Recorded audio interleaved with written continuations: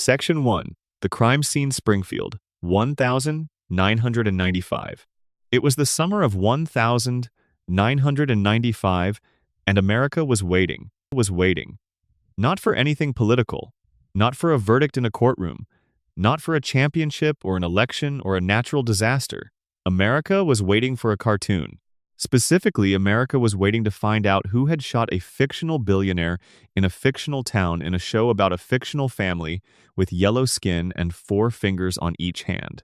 And the strange and wonderful thing about that summer is that it didn't feel trivial at all. The Simpsons had been on the air for 6 seasons at that point. 6 seasons of Homer choking his son and falling into things and making a disaster of the nuclear power plant he was supposed to be watching over. 6 seasons of Marge worrying quietly from the kitchen. 6 seasons of Bart getting into trouble at school and Lisa playing her saxophone in a house that never seemed to fully hear her. 6 seasons of Maggie watching all of it from behind a pacifier, not saying a word. By the summer of 1995, the show had already become something unusual in American television. It wasn't just popular. It was genuinely embedded in the culture the way very few pieces of entertainment ever managed to be. People quoted it the way they quoted things that actually happened. Writers used it as a reference point. Critics took it seriously as satire, and children who watched it with their parents were absorbing something that would shape how they saw the world for decades. All of which made the summer of 1995 feel like a genuine cultural moment when the show's 6th season ended with a cliffhanger that no animated series had ever attempted before. Mr. Burns had been shot. The richest man in Springfield, the man who owned the nuclear power plant that powered the whole town and employed half of it, the ancient billionaire with the empty holster and the long list of enemies, had been found slumped against the town's sundial with a bullet wound and no clear explanation for who put it there. And the show, for the first and only time in its history, asked its audience to do something. It asked them to solve it. Take a breath now and settle in. Get comfortable wherever you are. Because what we're going to do tonight is go back to that summer. We're going to walk through the crime slowly, the way the show walked through it, and then we're going to keep walking past the point where the show stopped, past the official answer, past the courtroom drama and the DNA evidence and the baby with the pacifier, past the alternate endings and the fan theories and the Reddit threads that have been running for 30 years. We're going to find out what the show was actually trying to tell us. And we're going to find out what it hid. Let's start at the beginning of the whole thing, which is Season 6, Episode 25, the episode titled, Who Shot Mr. Burns? Part 1. It aired on the 21st of May 1995, and it is still one of the most deliberately constructed episodes in the series. The premise of the episode, at its core, is simple enough. Burns goes too far. And the thing is, Burns was always going too far. His whole character was built on that. He was a man for whom other people's suffering registered as background noise at best and mild amusement at worst. He fired his loyal assistant Smithers without thinking twice. He blocked out the sun over an entire town for financial gain. He had, at various points in the series, done things that, in a realistic legal context, would have landed him in prison several times over. But this episode pushed it further than the show had gone before. It wasn't just one transgression. It was a cascade. A deliberate, escalating sequence of damage done to nearly every significant character in Springfield, one after another, until the entire town had a reason to want him gone. The oil well is where it started. A school janitor at Springfield Elementary discovered an oil well beneath the school's property during a routine dig, and for a brief shining moment, it looked like Springfield Elementary might actually get what it needed. Money. Real money. The kind of money that could fix the leaking roof and the broken desks and the underpaid teachers and the music program that had been running on fumes for years. And then Burns showed up. Through a legal maneuver that the show presents with cheerful efficiency, Burns was able to claim the oil well for himself by drilling diagonally from his own property into the school's underground reserves. The school's oil, the school's money, gone before anyone had finished celebrating. This is important to understand not just as a plot point, but as a window into how this episode was designed. The writers weren't just giving Burns a reason to be shot. They were giving every major character a reason. They were building a web of motive so dense that by the end of the episode, you could point at almost any character in Springfield and construct a convincing case. So the oil well took money away from the school. That meant Bart and Lisa were affected. That meant Principal Skinner was affected. That meant groundskeeper Willie, whose funding got cut along with everything else, was affected. That meant the entire teacher workforce was affected. The ripple moved outward from a single act of greed and touched almost everyone. But Burns wasn't finished.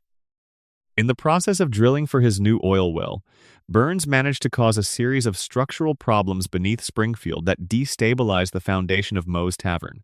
The building started to sink. Moe's couldn't stay open. Moe's bar closed, and with it went one of the few places Homer Simpson genuinely considered a sanctuary. Homer's home away from home, the place he retreated to after every bad day and every failed scheme, and every moment when the weight of his life got briefly too heavy to carry, was gone, and the retirement home. Burns's drilling caused a sinkhole that swallowed part of the Springfield retirement castle, Grandpa Simpson's home, the place where the elderly residents of this town were supposed to be safe and looked after and allowed to live out whatever time they had left without the ground literally opening up beneath them. And then there was Santa's little helper, the Simpson family greyhound, who had first appeared in the very first episode of the series, was injured during all of this. The details of exactly how are somewhat glossed over in the episode, but the effect is the same. A family pet was hurt because of Burns's carelessness. And if you think that doesn't matter in the calculus of why someone might want to shoot a man, you haven't been paying close enough attention to how people actually think about the things they love. Smithers was fired.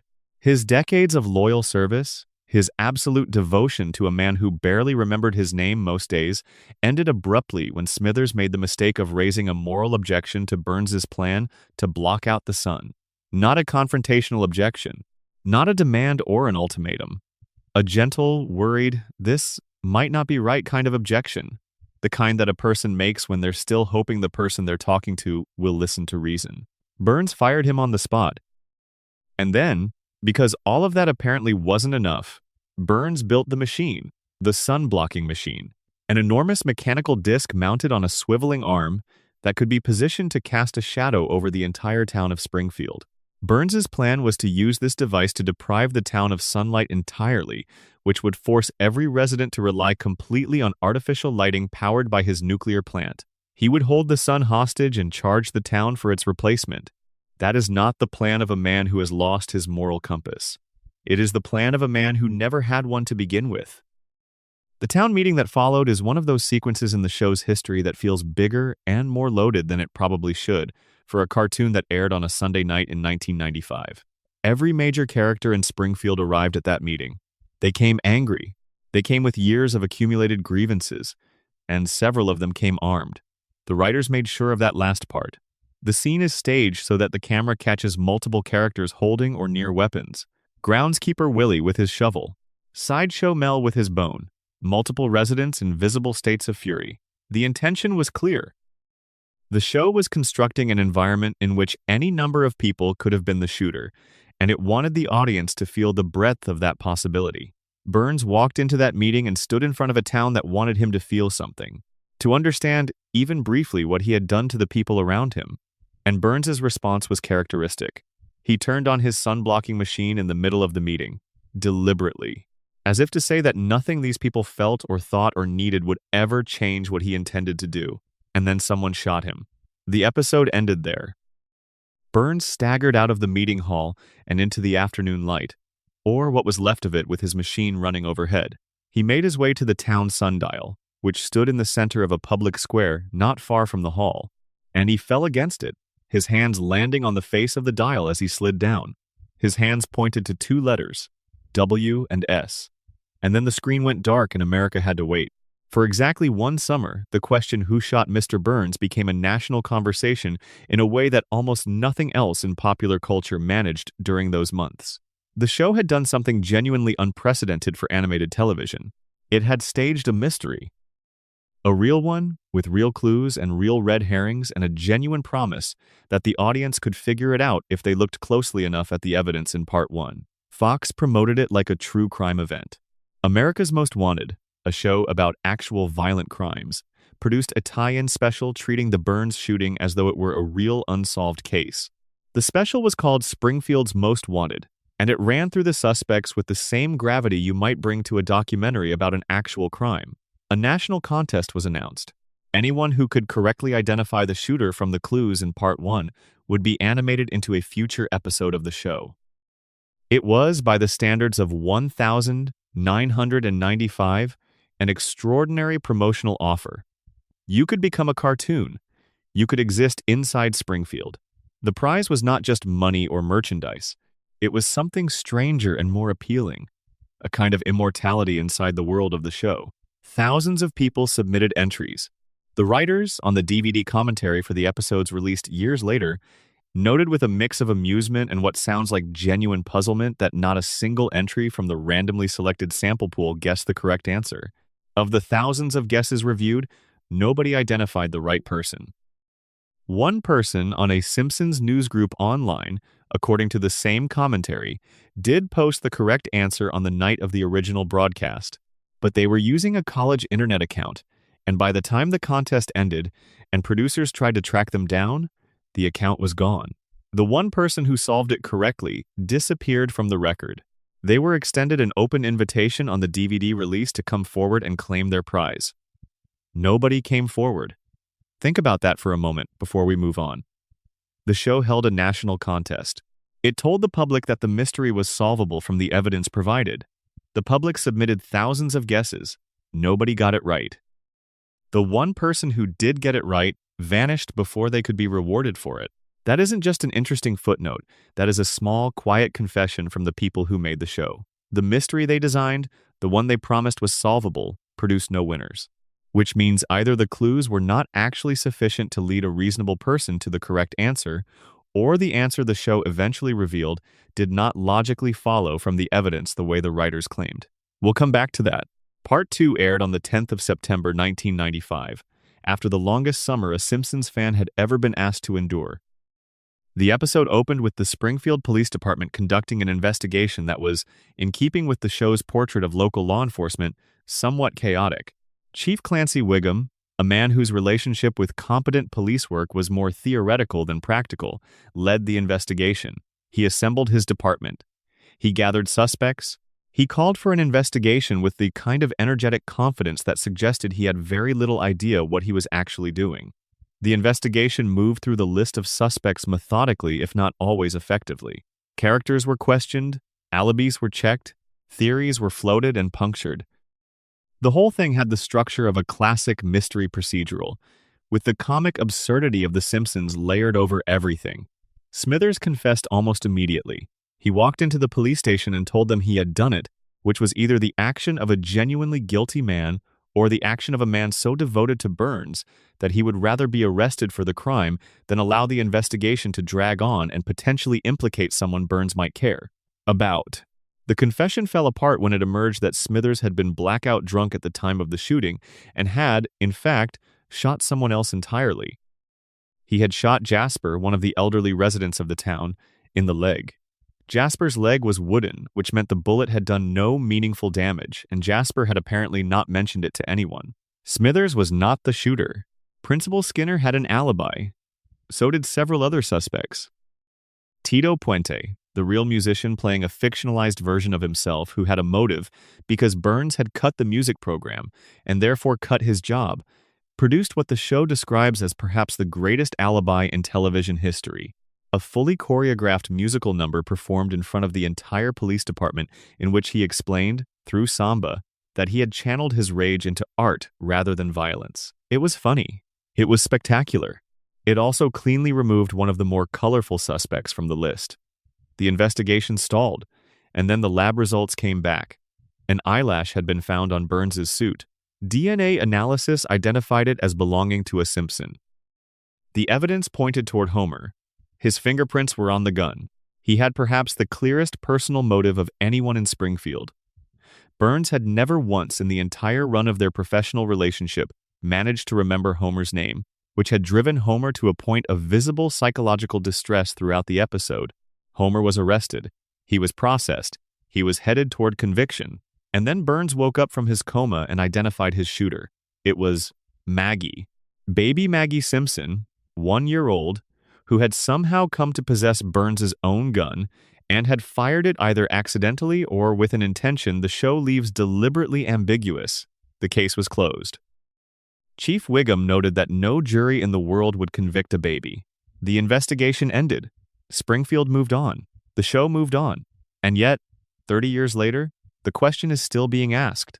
Because something about the official answer has never quite sat right with the people who watched those episodes carefully. Not just once, but multiple times. Not just as entertainment, but as a puzzle that the show itself promised could be solved. The sundial clue, as we'll discover, was dismissed by Burns himself as a coincidence. The DNA evidence pointed to Homer before it pointed to Maggie. The gun belonged to Burns and was already missing from his holster before the shooting, which opens a set of questions the show never adequately answers. Homer confessed, years later, in season 18, in a moment the show treated as so unremarkable that it barely registered as a scene. And in season 34, the writers created a fake deleted scene, leaked deliberately to generate online conversation, in which Homer woke up from a coma and revealed that everything had been a dream. The writers animated it. They voiced it. They released it. And then they called it a hoax scene planted by hackers. They showed you the truth and told you it was a joke. That pattern, something hidden inside something else, something serious dressed up as comedy, runs through the entire mystery of who shot Mr. Burns. And tonight, slowly and thoroughly, we're going to take it apart. Drop your shoulders. Breathe out. You don't need to hold on to anything right now. Just listen and let the story come to you. Springfield is still there. The sundial is still there. And the truth about what happened in that parking lot is still waiting to be found. If you're watching this from somewhere in the world right now, drop a comment with your time and location. There's something nice about knowing where people are when they fall asleep to this. And if you'd like to hear more stories like this one, a subscribe means you won't miss what comes next. Section 2. Every motive, every suspect. The genius of the setup in Part 1 was that the writers didn't give one character a motive to shoot Burns. They gave everyone a motive. The episode was constructed, with real deliberateness, to function as a kind of rotating barrel. Every character you landed on had a reason. Every direction you pointed the accusation, it stuck somewhere. And that was the point. The show wanted you to feel overwhelmed. It wanted the field of suspects to feel genuinely, almost impossibly wide. Because a mystery where only one person has a reason to do something isn't really a mystery at all. It's a process of elimination that resolves itself in about 30 seconds. What made this cliffhanger work, what made it genuinely compelling rather than just a promotional stunt, was the density of the motivation the episode established before Burns ever fell down. Let's go through those motivations properly. Not quickly, not as a list rattled off for the sake of covering ground, but slowly and carefully, the way a real investigator would sit with each possibility and turn it over. Because when you spend real time with each suspect, something interesting happens. The case against each of them isn't equally strong. Some motives are deeper than others. Some characters had means and opportunity to go along with their motive. And some of them had a quality that the others lacked, which is a reason to keep quiet about it afterward. Start with groundskeeper Willie. Willie's motive was direct and immediate. He had lost his job. The oil discovery at Springfield Elementary had created a brief moment of financial hope for the school, and Burns's appropriation of that oil had destroyed it. In the resulting financial chaos, the school cut its maintenance staff. Willie, who had devoted himself to that school with a ferocity that bordered on spiritual, was told his services were no longer needed. For Willie, Springfield Elementary was not just a job. It was the one place in Springfield where he had a function, a role, a reason to be there every day. He understood the boiler and the grounds and the crawl space above the gym ceiling with the intimacy of someone who had spent decades learning a place. Being told he was unnecessary was not just a financial blow, it was an identity blow. His motive, real, personal, immediate. His means, Willie is a large, physically capable man, accustomed to hard physical labor, who presumably has the strength to handle a firearm if he came across one. His opportunity? He was at the town meeting. He was in the same building as Burns at the moment the anger in that room reached its highest point. But here's what complicates Willie as a serious suspect. Willie's rage tends to run hot and obvious. He's not a man who operates in secret or constructs careful plans. When Willie is angry, the room knows about it. He yells. He charges. He pulls things apart with his bare hands. A calculated shooting in a parking lot after everyone else has left or dispersed feels at odds with Willie's general approach to conflict. Unless the shooting wasn't calculated, unless it was exactly the kind of impulsive act that Willie is prone to, happening in the parking lot rather than in the meeting hall simply because Burns happened to exit in his direction. We'll keep Willie in the picture, but as a possibility rather than a probability. Now consider Tito Puente.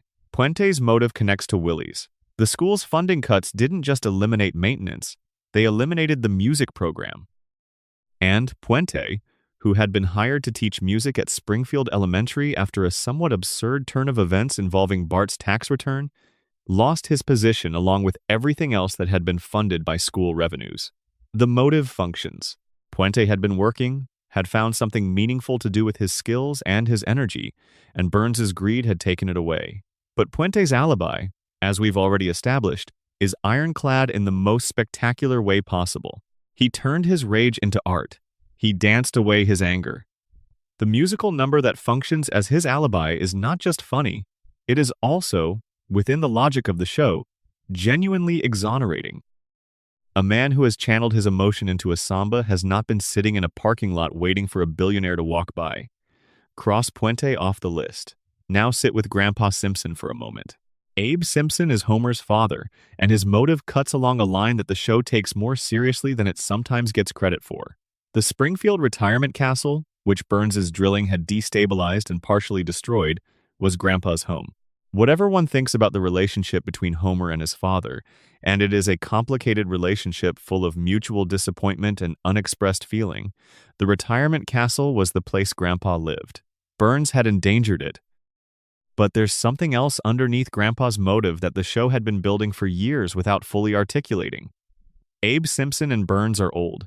Not old in the same way, because Burns is in a category of elderly that seems to bend the rules of biology, but they are roughly contemporaries. They have both been alive long enough to remember a version of America that no longer exists. And Abe has spent enough time around Burns to understand, perhaps better than any other Springfield resident, what kind of man he is. Grandpa's motive.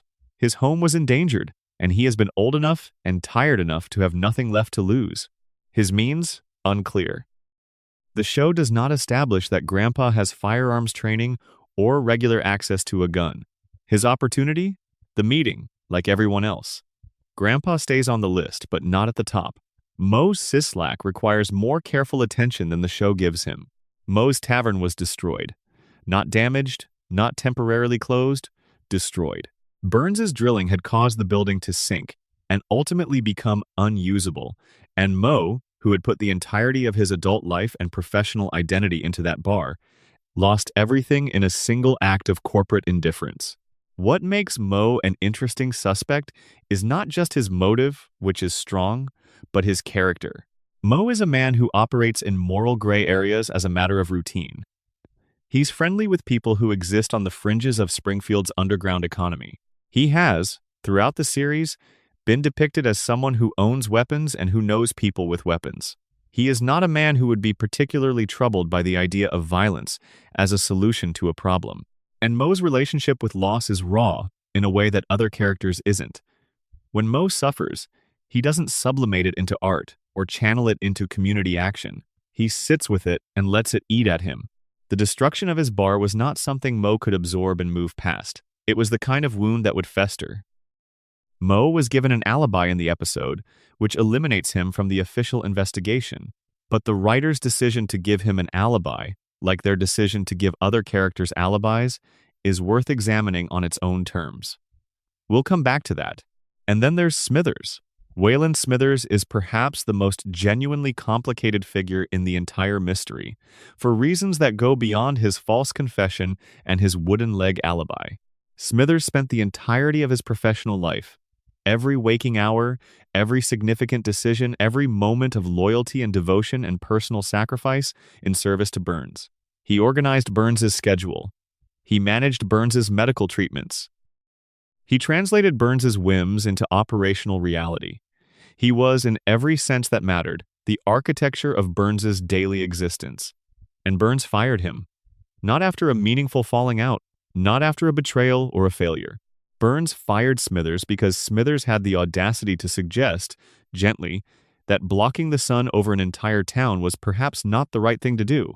That was the transgression. A gentle, moral objection from a man who had given his entire adult life to this employer, and Burns ended the relationship with the ease of turning off a light switch. The emotional devastation of this moment for Smithers is not played primarily for comedy in the episode, which is unusual. The show lets you sit with it for a moment. Smithers is lost without Burns. Burns is the organizing principle of his entire existence, and being removed from that position without a second thought revealed the fundamental asymmetry of everything Smithers thought they had. So Smithers has the strongest personal motive of anyone on this list. Not because his material situation was the most damaged, but because his psychological situation was the most damaged. Burns didn't just take something away from Smithers. He revealed that nothing was ever really there to begin with. The alibi, the wooden leg, the blackout drunk at Moe's alibi, exonerates Smithers from the official record. But as a character study, as a portrait of someone capable of an act of desperate violence, Smithers is more compelling than almost anyone else in Springfield. And we're going to come back to Smithers at length. Now we arrive at the three members of the Simpson family who had direct, specific, personal reasons to want Burns gone. Homer first. Homer's motive is perhaps the most publicly documented of anyone's, because it had been building for 6 years of television before this episode. Burns could not remember Homer's name. This is played for laughs throughout the series, but in this episode it functions as something closer to tragedy. Homer had worked at the Springfield nuclear power plant for years. He had shown up every day, sat at his post in Sector 7G, done his job with whatever cognitive tools were available to him, and his employer had never once successfully stored his name in long-term memory. In the context of Who Shot Mr. Burns Part 1, this failing is pushed to a point that feels almost deliberately designed to provoke. There's a scene in which Burns attempts to associate Homer's name with something memorable and fails. Burns tries a mnemonic device. Burns produces a name badge for Homer. And then Burns, fresh off having devastated Homer's friends, closed the bar Homer loved, and injured the family dog, calls Homer by the wrong name again. Homer's motive: years of accumulated humiliation from a man who controlled the only income that kept his family housed and fed, now combined with the material damages Burns had done to Homer's immediate world. His means? Uncertain. Homer is not depicted as someone with regular access to firearms. His opportunity? The meeting. And then there's the DNA. An eyelash on Burns's suit that traced back to a Simpson. The physical evidence in the official investigation pointed at Homer before it pointed anywhere else. Lisa's motive is quieter and perhaps more philosophically devastating than anyone else's. The oil money was supposed to fix the school.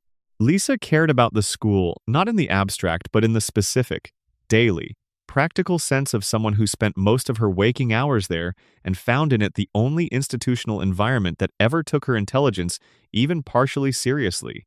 The music program, the functioning classrooms, the prospect of actual educational resources, all of it was taken away by Burns. Lisa is also a character who, throughout the series, functions as the show's moral compass.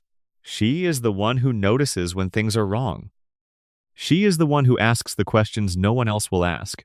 And in this episode, the question she might be asking herself is whether there are situations in which the system is so broken that direct action becomes the only option left. Lisa doesn't often act on impulse. She reasons, she deliberates, she builds arguments. But she is also 8 years old, and 8-year-olds who feel the weight of injustice can sometimes move faster than their usual careful deliberation would suggest. The show doesn't take Lisa seriously as a suspect, which is itself interesting. She's present, she has motive, but the investigation barely glances at her. And then there is Maggie. Maggie's official role in this story is as the person who did it. But before we accept that, before we settle into the comfortable conclusion the show hands us, we need to spend real time with the question of what Maggie's motive would actually be. If Maggie shot Burns, and the show tells us she did, the episode's explanation is this. Burns encountered Maggie in the parking lot after the meeting. He attempted to take her lollipop. In the struggle, his gun fell from his holster. Maggie picked it up. The gun went off. This is, on its face, a comedic explanation. A powerful man brought down by a baby he tried to rob of a piece of candy. The absurdity is part of the joke. But as a theory about the behavior of a 1-year-old, it requires the gun to have discharged during what appears to be a stumble or a grasp, rather than an intentional trigger pull. The trajectory of the bullet would have needed to be such that it struck Burns in a meaningful location from the ground. And the whole sequence would need to have happened without witnesses in the middle of what had just been a crowded public meeting from which hundreds of people were presumably dispersing. All of that is possible. The show tells us it happened, but possible is not the same as probable. And we are not yet at the point where we simply accept what the show tells us. The real purpose of this full tour through the suspect list is to leave you with something specific. Not the question of who did it, but the question of who benefits from us believing it was Maggie. A baby cannot be prosecuted. A baby cannot be held accountable. A baby cannot be questioned, cross-examined, made to testify, or made to explain herself. And a baby, crucially, cannot be made to contradict the official story. If someone in Springfield wanted to close this investigation in a way that protected the real shooter, pointing the conclusion at Maggie was the cleanest possible solution. Not because Maggie was framed in any theatrical sense, not because someone manufactured evidence pointing at her, but because Maggie was available as an answer. And an available answer that cannot be challenged is enormously valuable to anyone who has something to hide. Let the darkness settle around you for a moment. The investigation is still open in our telling of it. The suspects are all still in the room. Burns is still unconscious in Springfield General, and nobody in this town knows for certain what happened in that parking lot. We have suspects with motives. We have evidence that points in multiple directions. We have an investigation that is about to go wrong in ways that matter. And we have a mystery that the show's own creators couldn't get its audience to solve. Rest easy in that. Let the mystery breathe. We're in no hurry. Section 3. The gun, the holster, and the missing weapon. Here is the detail that should have stopped the Springfield police investigation in its tracks. The detail that, in a real case, would have changed the entire direction of the inquiry before it even properly began. The detail that the show introduces and then quietly lets drift away before anyone can examine it too carefully. Burns's holster was empty before he was shot. Not after. Before. There's a moment in the episode, carefully placed but easy to miss in the general chaos of the town meeting and its aftermath, where you can see that the holster Burns carries is empty. The gun that was in it is gone. And the gun that was eventually used to shoot Burns, the gun that is found in connection with the crime, is Burns's own weapon. This matters enormously. In most shooting scenarios, the investigative focus begins with the weapon. Where did it come from? Who had access to it? Did the shooter bring it with them or acquire it at the scene? When the weapon used in a crime belongs to the victim, and when that weapon was removed from the victim's possession before the crime occurred, those facts transform the nature of the investigation. They tell you something specific about the sequence of events. They tell you that whoever shot Burns was not someone who arrived at the town meeting intending to shoot him, because if they had arrived intending to shoot him, they would have brought a weapon. The shooter either found Burns's gun on the ground after it fell, picked it up opportunistically, and fired in a moment of unplanned decision. Or the shooter took the gun from Burns's holster earlier in the evening, before the meeting ended, in an interaction that nobody witnessed and nobody has reported. Both possibilities are significant, but for different reasons. Let's think about the first possibility. The gun fell from Burns's holster at some point, and the shooter found it. If this is what happened, it tells you that the shooter was someone who was in the right place at the right time to come across a gun that was already on the ground or had just fallen. It tells you the act was impulsive, not premeditated. It tells you the shooter was not someone who had specifically planned to commit violence that evening, because someone who had planned to commit violence that evening would not have been waiting around for a convenient firearm to materialize. This fits the Maggie story perfectly. A baby in a parking lot comes across a gun that has fallen from a holster. The gun goes off. It's an accident of circumstance, not a deliberate act. But it also fits an adult who was in that same parking lot, saw the gun, and made a decision in a moment of rage that they had not consciously made when they walked into that meeting. Someone who had been pushed further than they thought they could be pushed, who stepped outside for air or to leave, who found a gun on the ground and felt something they had been suppressing all evening suddenly move toward the surface. The second possibility is more complicated and more disturbing. If someone took the gun from Burns's holster before the shooting, it means there was a planned interaction. Or at least an interaction close enough to Burns that an opportunity presented itself, and someone took it. Who has regular access to Burns that close? Who routinely gets near enough to the man that removing something from his person would be possible? Smithers. Always Smithers. Smithers managed Burns's schedule, his physical environment, his daily routine. If anyone in Springfield knew that Burns carried a gun in that holster, it was Smithers. If anyone could have removed that gun in a moment when Burns was distracted or didn't notice, it was Smithers.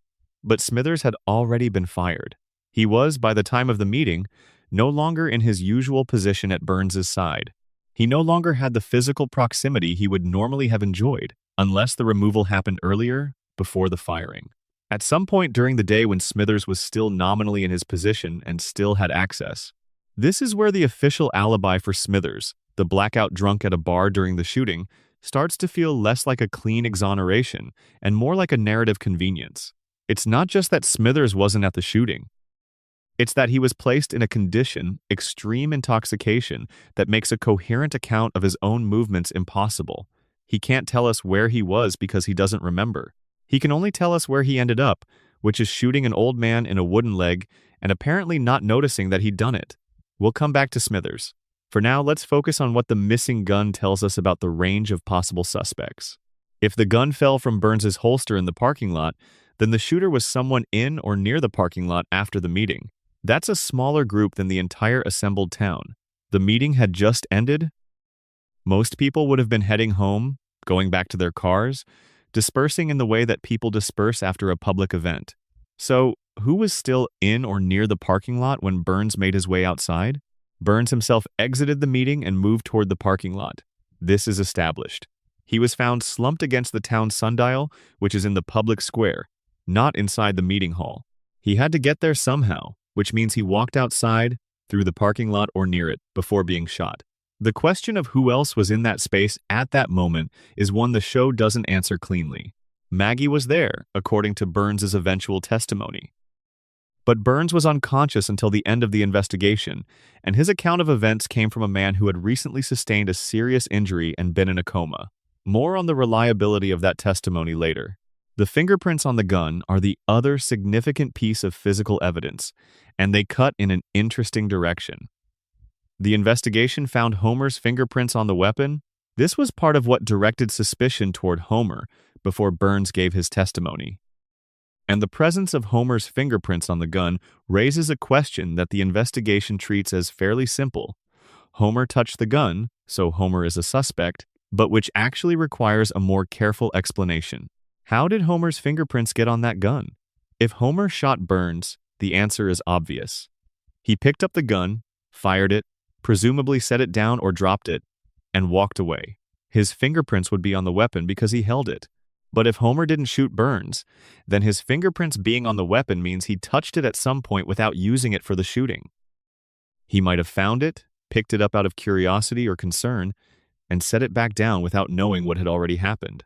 He might have been in the parking lot, found the gun on the ground, and handled it before someone else came along and fired it. He might have been the person who originally removed it from Burns's holster with the intention of doing something with it and then lost his nerve or been interrupted. Or his fingerprints might have been placed on the weapon by someone who understood that Homer's prints would redirect the investigation. That last possibility sounds dramatic. But in a town where a judge can issue a legal decree that a man's stolen identity is now his real identity, the idea that someone might plant fingerprints on a weapon is not entirely outside the range of what Springfield is capable of. The eyelash is the other piece of physical evidence, and it's the one that the investigation treated as most definitive before Burns's testimony, an eyelash on Burns's suit that DNA traced to a Simpson. Let's think about this carefully. The investigation concluded that the eyelash pointed to Homer because Homer was the most prominent Simpson, but it traced to a Simpson, not specifically to Homer. And the Simpsons are a family of 5, 4 of whom were alive and present in Springfield at the time of the shooting. Homer, Marge, Bart, Lisa, Maggie. An eyelash from a Simpson on Burns's suit. The investigation read this as Homer, because Homer was the one with the strongest motive and the most established conflict with Burns. But physically, an eyelash on a suit doesn't require a shooting. It requires proximity. It requires someone to have been close enough to Burns that a hair from their body transferred to his clothing.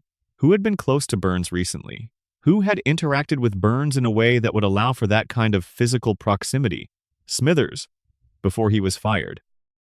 Burns's medical staff, if he'd recently had a treatment. Anyone who had physically confronted Burns during or after the meeting. And there's another dimension to this. An eyelash from a Simpson doesn't only point toward Homer. It also points toward his children. Bart, Lisa, Maggie, 3 children who all had reasons to be angry. 3 children whose genetic material would be indistinguishable in a basic DNA analysis, identifying the sample as from A. Simpson. This is not a gap in the logic that the Springfield police investigation was ever asked to reckon with. The moment Burns woke up and named Maggie, the eyelash found its explanation. It was Maggie's eyelash, transferred during the struggle over the lollipop. But before Burns woke up, when the only evidence was the eyelash and the fingerprints, the investigation pointed at Homer, not at Maggie. It took Burns's testimony to redirect it. And Burns's testimony, as we are going to discuss at length, is the most problematic piece of evidence in the entire case. Let the questions settle in around you, like something gradual and comfortable. You don't need to hold all of this at once. Each piece sits somewhere, and when we're ready, we'll fit them together. The gun was missing before the shooting. Burns was found with his own weapon used against him. Homer's fingerprints were on the gun, and a Simpson's eyelash was on Burns's suit. The investigation went toward Homer before it went toward Maggie. And then Burns woke up. That sequence matters. Breathe slowly. We're getting closer. Section 4. Smithers, the confession that wasn't. There is a particular kind of false confession that real investigators learn to recognize. It isn't the confession of a guilty man trying to control the narrative. It isn't the confession of someone protecting themselves. It's the confession of someone protecting another person, someone who, for reasons of love or loyalty or desperation, would rather absorb the blame than watch someone they care about face the consequences of what they've done. Smithers walked into that police station and confessed. The confession collapsed because of the alibi, the wooden leg, the wrong victim. He had shot the wrong person. But here's the thing that the collapse of Smithers's confession reveals. The alibi doesn't prove Smithers didn't shoot Burns. It proves Smithers didn't shoot Burns at the moment. Smithers believed he shot Burns. Smithers was blackout drunk. He doesn't have clear memory of that period. He knows he fired a weapon. He knows he injured someone. He assumed on some level that what he did constituted the shooting, but he was wrong about the victim. He shot Jasper, not Burns. What if Smithers shot Jasper precisely because he had already done something to Burns earlier in the evening? What if the sequence of events was not that Smithers was drunk and confused during the crucial moments, but that Smithers had already done what he thought he needed to do and then descended into intoxication afterward? This is speculative. I want to be clear about that. But it's a line of speculation that the official investigation never followed because the show didn't give it room. The moment Smithers's confession fell apart, he was removed from the suspect pool entirely, which is a cleaner resolution than the actual evidence warrants. Let's look at Smithers as a character with the full weight of everything the show has established about him. Wayland Smithers has been devoted to Charles Montgomery Burns since he was a child. His father, also a loyal Burns employee, died in service to the plant. Smithers grew up under the shadow of that loyalty and inherited it in a way that suggests the devotion is not simply an adult professional choice, but something deeper and more formative. He has organized his entire life around Burns. His schedule, his apartment, his recreational time, his psychological well-being, all of it has been arranged in relation to Burns. This kind of devotion creates a paradox in moments of crisis. On one hand, Smithers would do almost anything to protect Burns. He has demonstrated this repeatedly throughout the series. He conceals things for Burns. He manages situations that would be legally and reputationally catastrophic for Burns if they became public. He absorbs consequences that should fall on Burns.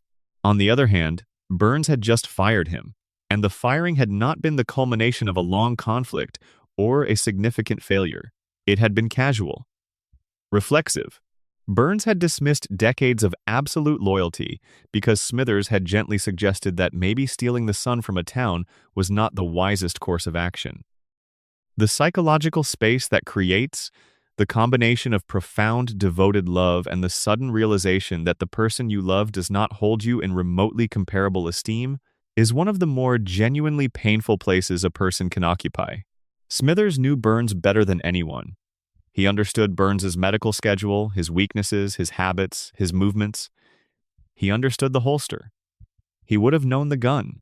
A person in Smithers's position, devoted enough to die for Burns, but just freshly devastated by the revelation that Burns would let him go without a second thought, is a person in whom two enormous emotional forces are operating simultaneously and in opposition. The love that says, protect him. The pain that says he never valued you. Which of those forces wins depends on the moment, on what happens in the hours after the firing, on whether the alcohol Smithers consumed while processing his grief fed the love or the pain. The show gives us a version of Smithers in which the grief resolved into self-recrimination and confusion rather than violence. He got drunk. He ended up shooting the wrong person. He came in and confessed because some part of him believed he might be guilty of something, even if the details were murky. But there's another version available. A version in which Smithers, before he became too drunk to function, did something deliberate. Something that required proximity to Burns, knowledge of the holster, and the conviction that what he was about to do was either protecting the town or expressing, in the only language available to him in that moment, the full depth of what Burns's casual cruelty had cost him. This version of Smithers then descended into intoxication, shot Jasper by accident, maybe because he was firing at shadows or reacting to a sudden movement, woke up the next morning with incomplete memories and a sense of dread, and walked into the police station to confess because the guilt was unbearable, even if the guilt was about something he couldn't fully reconstruct. The false confession in this reading isn't false because Smithers didn't shoot anyone. It's false because Smithers got the details wrong. He shot someone. He just can't correctly identify who. There's one more dimension of the Smithers theory that demands attention before we move on. The show, across multiple episodes, establishes that Smithers is the single person most essential to Burns's continued existence. Not just emotionally, though there is an emotional dimension, but biologically. Burns's weekly medical treatments, the regimen so extreme that it causes his body to emit visible light, are scheduled, organized, and managed by Smithers. Without Smithers, the treatments don't happen on schedule. Without the treatments on schedule, Burns's carefully maintained disease equilibrium begins to collapse. Without that equilibrium, Burns dies. Smithers is not just Burns's assistant. Smithers is, in a very practical sense, keeping Burns alive through logistical competence. The firing changes this calculus in a way that neither Burns nor the show quite acknowledges. By dismissing Smithers, Burns didn't just lose a loyal employee. He created a gap in the maintenance of his own survival. Without Smithers to schedule and oversee the treatments, Burns is, by the show's own established logic, at significantly elevated risk.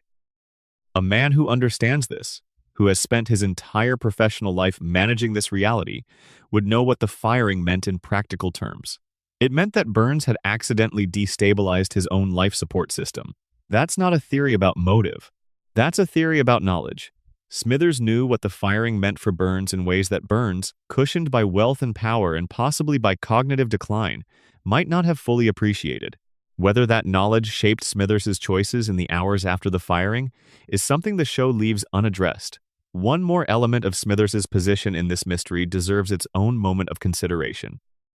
If Smithers shot Burns, why would Burns protect him? Burns woke from his coma and named Maggie. He did not name Smithers. If Smithers had shot him, and if Burns recognized this, and if Burns chose to name someone else instead, what would explain that choice?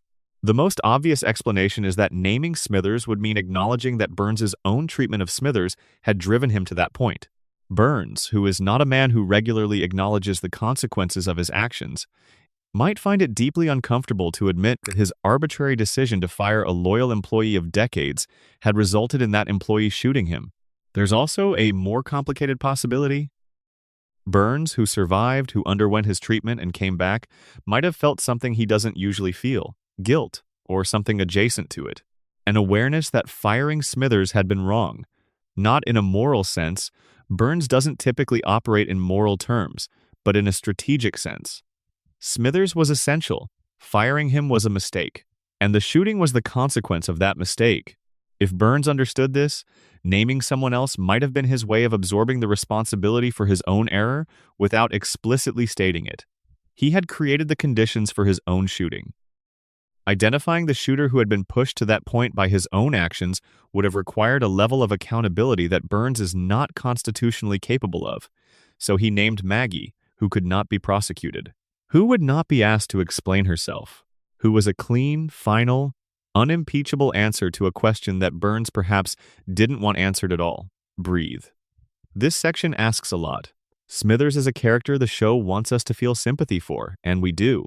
The devotion that made him a perfect assistant is the same devotion that made his firing a kind of devastation. Whatever he did or didn't do in that parking lot, whatever the truth of his drunken confusion and his false confession, he is someone the show broke in the process of this episode without fully examining the breakage. Let the sympathy sit alongside the suspicion. Both are available. Both are deserved. The next section turns toward Homer, who has a much larger file. Section 5. Homer Simpson and the case against him. Let's talk about Homer's fingerprints. Not as a topic, but as a starting point. Because the fingerprints on the gun are the most physically concrete piece of evidence in the case before Burns gives his testimony, and they demand a careful accounting. Homer touched that gun. That is not in dispute. The forensic evidence confirms it. His fingerprints are on the weapon. And in a standard investigation, fingerprints on the murder weapon make you a serious suspect. But the question the investigation doesn't adequately engage with is when Homer touched the gun and under what circumstances. Because the presence of fingerprints only tells you that contact occurred. It doesn't tell you the sequence, the context, or the meaning of that contact. Homer could have fired the weapon, or he could have handled it before or after the shooting without being the one who pulled the trigger. The fingerprints are consistent with guilt, but they are not proof of it. Now let's look at Homer's motive, which is the most publicly established and emotionally developed of any suspect in this story. Burns could not remember Homer's name. This is, on the surface, a comedy premise. A man who works for a billionaire and the billionaire simply cannot retain his employee's name despite years of direct, repeated interaction. The joke gets funnier the more times it happens. The show returned to it across multiple episodes, and it consistently landed because of how fundamentally absurd it was. Homer worked there every day. He had been there for years. He had done things at that plant, both accidental and intentional, that had generated significant incidents. His name should not have been difficult to remember, but in Who Shot Mr. Burns Part 1, the comedy of the name joke is stripped away, and what's left underneath is something sadder and more specific. Homer had reached a point of genuine distress about it. He wasn't just annoyed. He wasn't just embarrassed. He had begun to internalize Burns's inability to remember him as something meaningful about his own worth as a person. The show hints at this without spelling it out, which is how the best Simpsons episodes work. Homer's reaction to the name failures in this episode has a quality of accumulated hurt that goes beyond what any single instance would warrant. This is a man who has been rendered invisible by the person with the most power over his daily life, and the invisibility has become its own kind of wound. This is Homer's motive, not property damage, not financial loss, something more personal and more dangerous, the specific humiliation of being unmemorable to the person whose opinion of you determines everything. Now consider Homer's psychology more broadly. Homer Simpson, as the show has established across 6 seasons, is not a man who engages in careful long-term planning. He is impulsive. He reacts. He moves toward pleasure and away from pain in ways that are often disproportionate to the actual scale of what's happening. He eats donuts during meltdown warnings. He falls asleep at critical safety stations. He makes decisions that would alarm a reasonable observer, but which, in the context of Homer's internal logic, make complete sense. He is also a man capable of enormous warmth and genuine love. His family is the organizing principle of his life in a way that very little else is. When the people he loves are threatened or hurt, Homer's response can be intense in a way that his general affect doesn't always prepare you for. Burns had hurt the people Homer loved. The dog was injured. The bar where Homer found his peace was closed. The school that educated his children was gutted. The retirement home where his father lived was damaged. Homer's motive is not one thing. It is the accumulation of several things, personal and proxy. and it reached the town meeting already loaded. The sequence of events involving Homer during the town meeting itself is worth examining carefully. Homer, during the episode, has a direct confrontation with Burns, in which Burns again fails to remember his name. This happens in a public setting, in front of other people. And Homer's response, which the show doesn't show us in real time but which we can infer, is the response of someone who has reached the end of a particular kind of patience. What happened in the moments between that confrontation and the discovery of Burns's body against the sundial? The show doesn't walk us through Homer's movement in that interval. We see the confrontation. We see Burns activate his sun-blocking machine in the middle of the meeting. We see the chaos that follows, and then we cut to Burns's discovery. Homer's whereabouts during that interval are unspecified. He was in the meeting. He may have been outside. He may have been in the parking lot. The official investigation focuses on the physical evidence rather than establishing a precise timeline for anyone's movements, which is the kind of investigative gap that, in a real case, a defense attorney would exploit with considerable effect. Now, here's the thing about Homer as the actual shooter that the show wants us to skate past without fully examining. In Season 18, several seasons after the original mystery was resolved, Homer casually mentions that he was the one who shot Burns. He just says it, in the middle of a conversation that is about other things. He drops it in, and the scene moves on without giving the comment the weight it would seem to require. The show treats this as a throwaway line, a joke. Something Homer says that nobody takes seriously because Homer says a lot of things, and not all of them reflect reality. But Homer's Season 18 comment is not the only time the show revisits the shooting in a way that complicates the official verdict. The pattern, across multiple seasons, of Homer referencing the shooting in a way that implies personal knowledge rather than just general awareness is something we'll address fully later. For now, notice that the show created a situation in which Homer is the person with the best established motive, the physical evidence, and a later self-incriminating statement, and then resolved the mystery by attributing it to someone else. Either the resolution is correct, and Homer's fingerprints and later confession are coincidences or misremembered stories, or the resolution is covering for something. Let's sit with the DNA evidence for a moment longer. The eyelash on Burns's suit traces back to a Simpson. The investigation treats this as pointing toward Homer, because Homer is the most obvious Simpson suspect. But we've already noted that the eyelash belongs to a Simpson, not specifically to Homer, and the Simpson family has 4 other members. Now let's add a detail that the official investigation doesn't think is worth examining. Homer and Marge have been married for years. They share a bed, a house, a life. Physical evidence from Marge would be present in proximity to physical evidence from Homer routinely. An eyelash from one of them would not be remarkable on an object that the other had also handled. But what if the eyelash isn't Homer's at all? What if the investigation, running under the assumption that the most likely Simpson suspect was Homer, confirmed that the sample was from a Simpson and stopped there? What if the specific identification as Homer, rather than as simply a Simpson, was an inference rather than a forensic conclusion? The show doesn't give us enough detail about the DNA analysis to confirm or deny this. But in the official resolution of the case, the DNA evidence is treated as pointing to Homer until Burns's testimony redirects it to Maggie. Not to Homer's specific DNA, to a Simpson's DNA. Maggie is a Simpson. The evidence was consistent with Maggie all along. The investigation just wasn't looking at Maggie until Burns said her name. And there's something uncomfortable in that narrative sequence that deserves attention. Why wasn't anyone looking at Maggie? A 1-year-old present at a crime scene should not be invisible to investigators. And yet, in the Springfield investigation, Maggie wasn't on the suspect list until Burns provided her name. She wasn't questioned in whatever form questioning a baby takes. She wasn't placed at the scene. She wasn't considered. This isn't presented as a failure of the investigation. It's presented as obvious. Of course, nobody suspected the baby. Why would you suspect a baby? A baby can't shoot a man. But the show has already told us that Maggie is not a typical baby. The show has given us moments, before and after the shooting, in which Maggie demonstrates levels of cognition and intentionality that a typical 1-year-old doesn't possess. The assumption that a baby can't shoot a man is precisely the assumption that the show, through Maggie's broader characterization, is asking us to re-examine.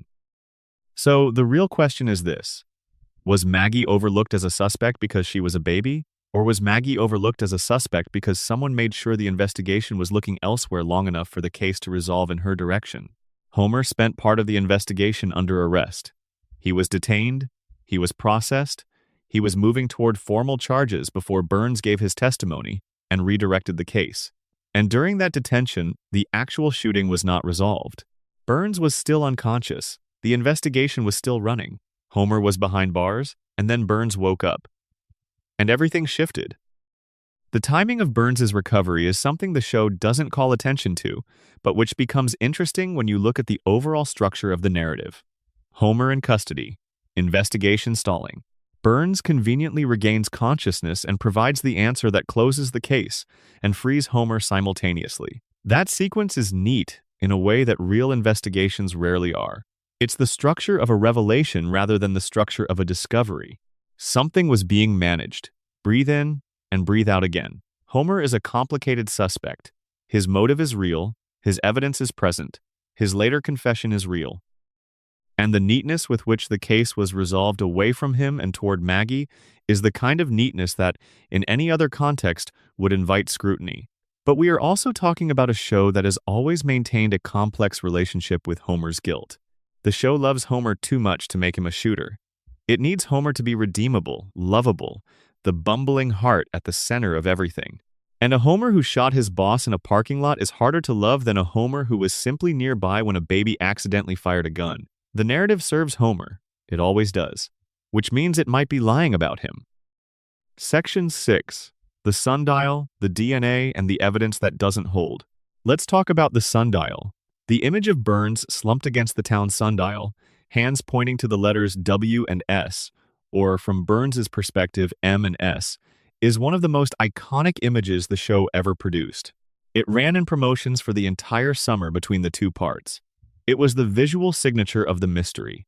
It was the clue that America spent months staring at and arguing about W and S, or M and S. Initials. The show eventually told us these stood for Maggie Simpson, M for Maggie, S for Simpson. The sundial, with its carved letters arranged in a circle, had Burns's falling body pointing toward the initials of his shooter. And Burns himself, on record, explicitly stated that this was a coincidence. He did not deliberately position his hands to spell out his attacker's initials. He fell. His hands landed where they landed. The letter combination that resulted was, by Burns's own account, meaningless. He wasn't trying to communicate anything. He was a man who had just been shot and was losing consciousness. His hands fell where they fell. This is stated in the show. It is part of the canonical record. The sundial clue is not a clue. It is an accident. The victim says so. But here's where it gets strange. If the sundial pointing to M and S was a coincidence, then it was also completely consistent with another reading that the show dismissed almost immediately. W and S. From the observer's perspective, standing in front of Burns as he lay against the dial, the letters his hands pointed toward were W and S, not M and S.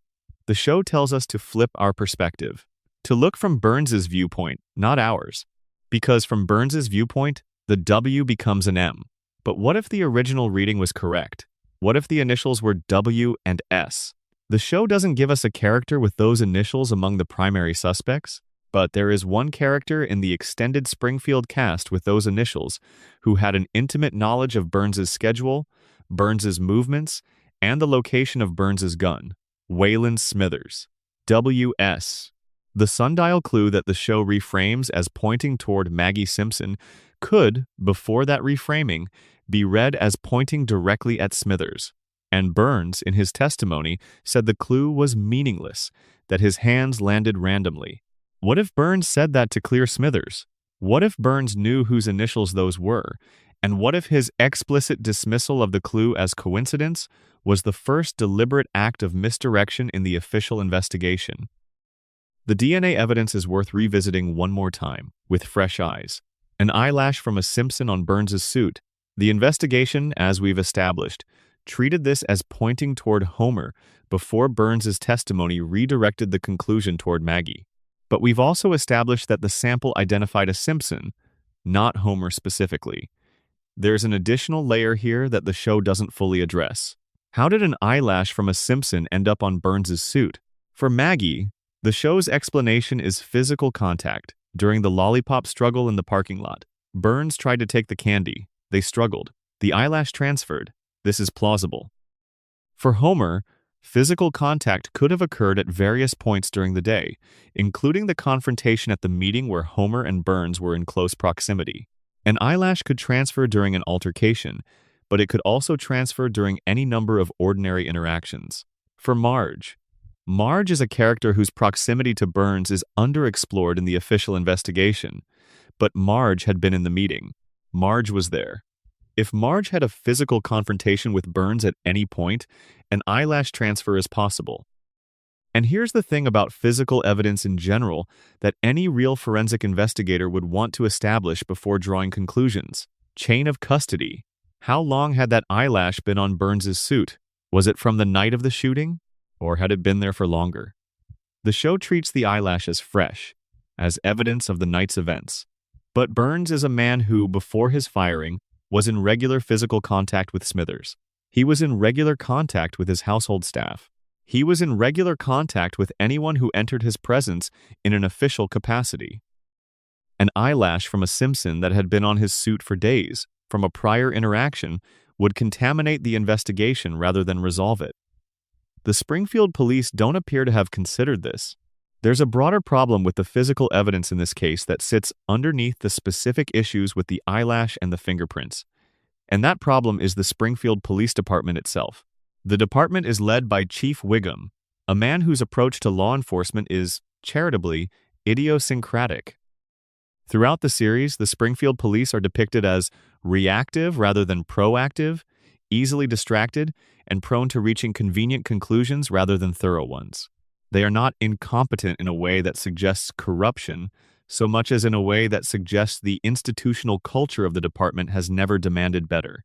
An investigation led by this department, relying on forensic evidence processed by this department's facilities, and working toward conclusions that satisfy this department's limited investigative energy, is not an investigation that should be trusted as definitive.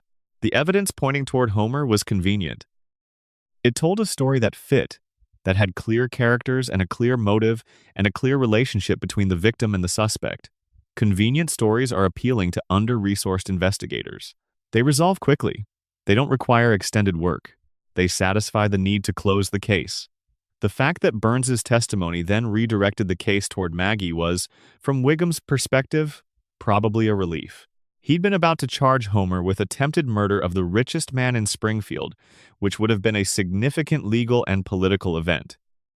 Getting an alternative answer from the victim himself, an answer that also meant nobody would be charged, was clean and satisfying in the way that only conclusions that generate no further work tend to be.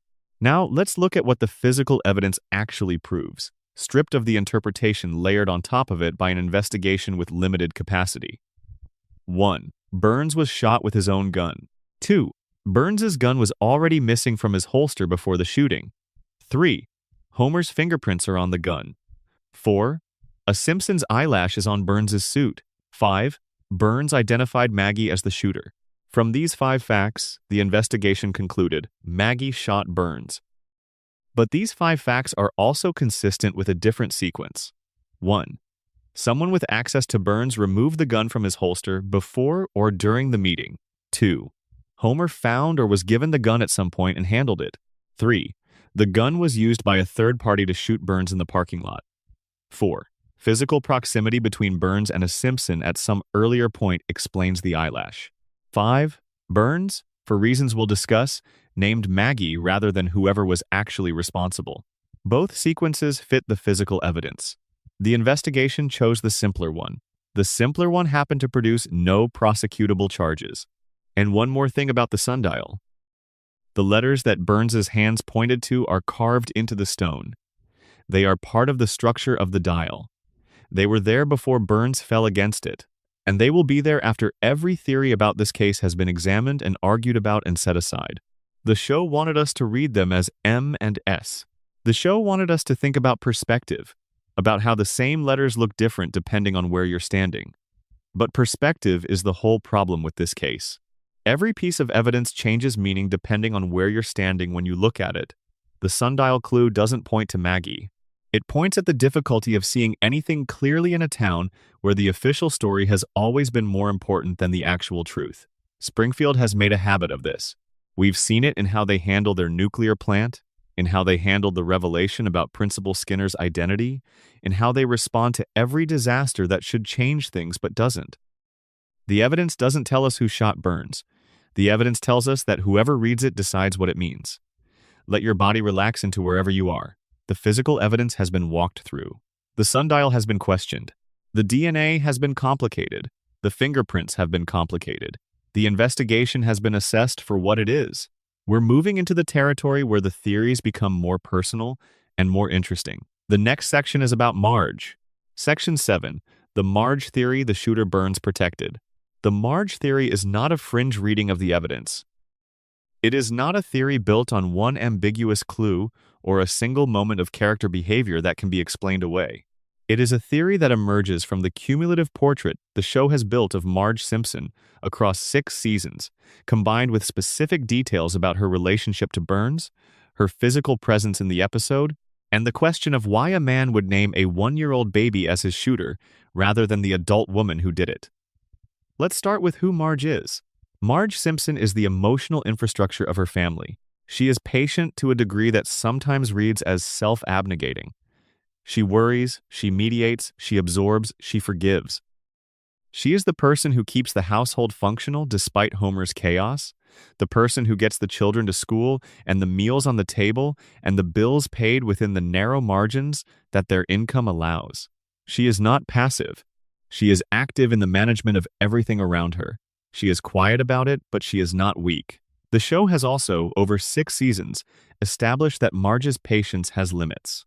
She has left Homer. She has confronted people who threatened her family. She has acted, in the moments when acting became necessary, with a clarity and decisiveness that her usual measured manner doesn't always suggest. And the show has established, in an episode before the Burns shooting, that Burns was attracted to Marge. The episode in question is Marge Gets a Job, from Season 4, in which Marge takes a position at the Springfield nuclear power plant and Burns becomes infatuated with her. Burns's attraction to Marge is not treated as subtle in the episode. He makes advances. He pursues her with the fixated energy of a man who is accustomed to having what he wants. He creates a work environment in which Marge is made uncomfortable by the attentions of her own employer. The episode resolves without lasting damage to Marge. Burns's fixation is redirected. Life returns to normal. But the Marge theory asks us to consider what that episode established in Burns's psychology regarding Marge, and what it established in Marge's psychology regarding Burns. Burns noticed Marge. Burns remembered Marge. In a show where Burns famously can't remember Homer's name despite years of daily professional contact, the fact that Burns retained an impression of Marge strong enough to have constituted an infatuation is significant. And Marge had a first-hand experience of Burns's behavior toward women in a position of professional vulnerability. She understood something about Burns that most Springfield residents only knew abstractly, that he was a man who treated people as objects to be acquired, resources to be used, obstacles to be removed. Now apply this to the night of the shooting. Marge was at the meeting. She was there for the same reasons everyone else was. The school had been robbed, her family's dog had been hurt, her husband's social world had been dismantled, and Burns had then blocked out the sun over the entire town as a final act of contempt for everyone beneath him. Marge has children. She has a daughter who depended on the school's music program. She has a son whose education was being defunded. She has a husband whose primary refuge, the bar, had been destroyed. She has a dog lying injured because of Burns's indifference. And she has a personal history with Burns that the other adults at that meeting don't have. She knows that Burns is capable of targeting people, of pursuing what he wants without concern for the discomfort it causes. She has been the target of that pursuit. Marge had the motive. She had the specificity of knowledge about Burns that many other suspects lacked. And she had been present through the entire meeting, watching Burns activate the sun-blocking machine in the middle of a gathering of people he had already destroyed, with the calm assurance of someone who knew nobody would stop him. The Marge theory's central argument is not that Marge planned to shoot Burns. It's that Marge found herself in the parking lot with Burns in a moment that escalated, that Burns's presence and behavior pushed something past a threshold Marge hadn't known she had, and that the gun was there. Burns's comment to whoever was outside is, "Oh, it's you." Not surprise, not alarm, recognition. Burns would recognize Marge. Of course he would. She was the one person at the plant he had been unable to get out of his mind, the one employee whose face he had actually committed to memory in a way he'd never managed for Homer. "Oh, it's you," is the greeting of a man who sees a familiar face. From a stranger, Burns might have been wary. From Maggie, who is a baby Burns barely knew existed, "Oh, it's you" is a strange greeting. Burns barely recognizes the employees who work directly for him. The idea that he would greet a baby he had only ever encountered as background scenery in the Simpson household with the calm familiarity of, "Oh, it's you," is difficult to account for. From Marge, the woman he had fixated on, the woman who had rejected his advances, the woman who was now standing in front of him in a parking lot after he had just systematically destroyed her family's world, "Oh, it's you," is perfect. It is exactly the right reaction, calm recognition, an absence of fear, because Burns would not fear Marge. He would consider himself above any consequence she could deliver, and then she delivered it. Now here's the part of the Marge theory that closes the loop. If Marge shot Burns, why would Burns name Maggie? The protective infatuation explanation is elegant in a way that has a certain narrative logic. Burns, even having been shot by Marge, retained enough of his feeling for her to choose not to identify her. He saw the baby. He saw an opportunity to close the case without implicating the woman he had spent a season fixated on. He named the one person who could not be prosecuted and left Marge free. This is not the behavior of a generous man. Burns is not generous, but it is the behavior of a possessive man, a man who does not want the thing he desires destroyed, even by the law. There's a perverse kind of protectiveness in it. He'd been shot by her. He still didn't want her in prison.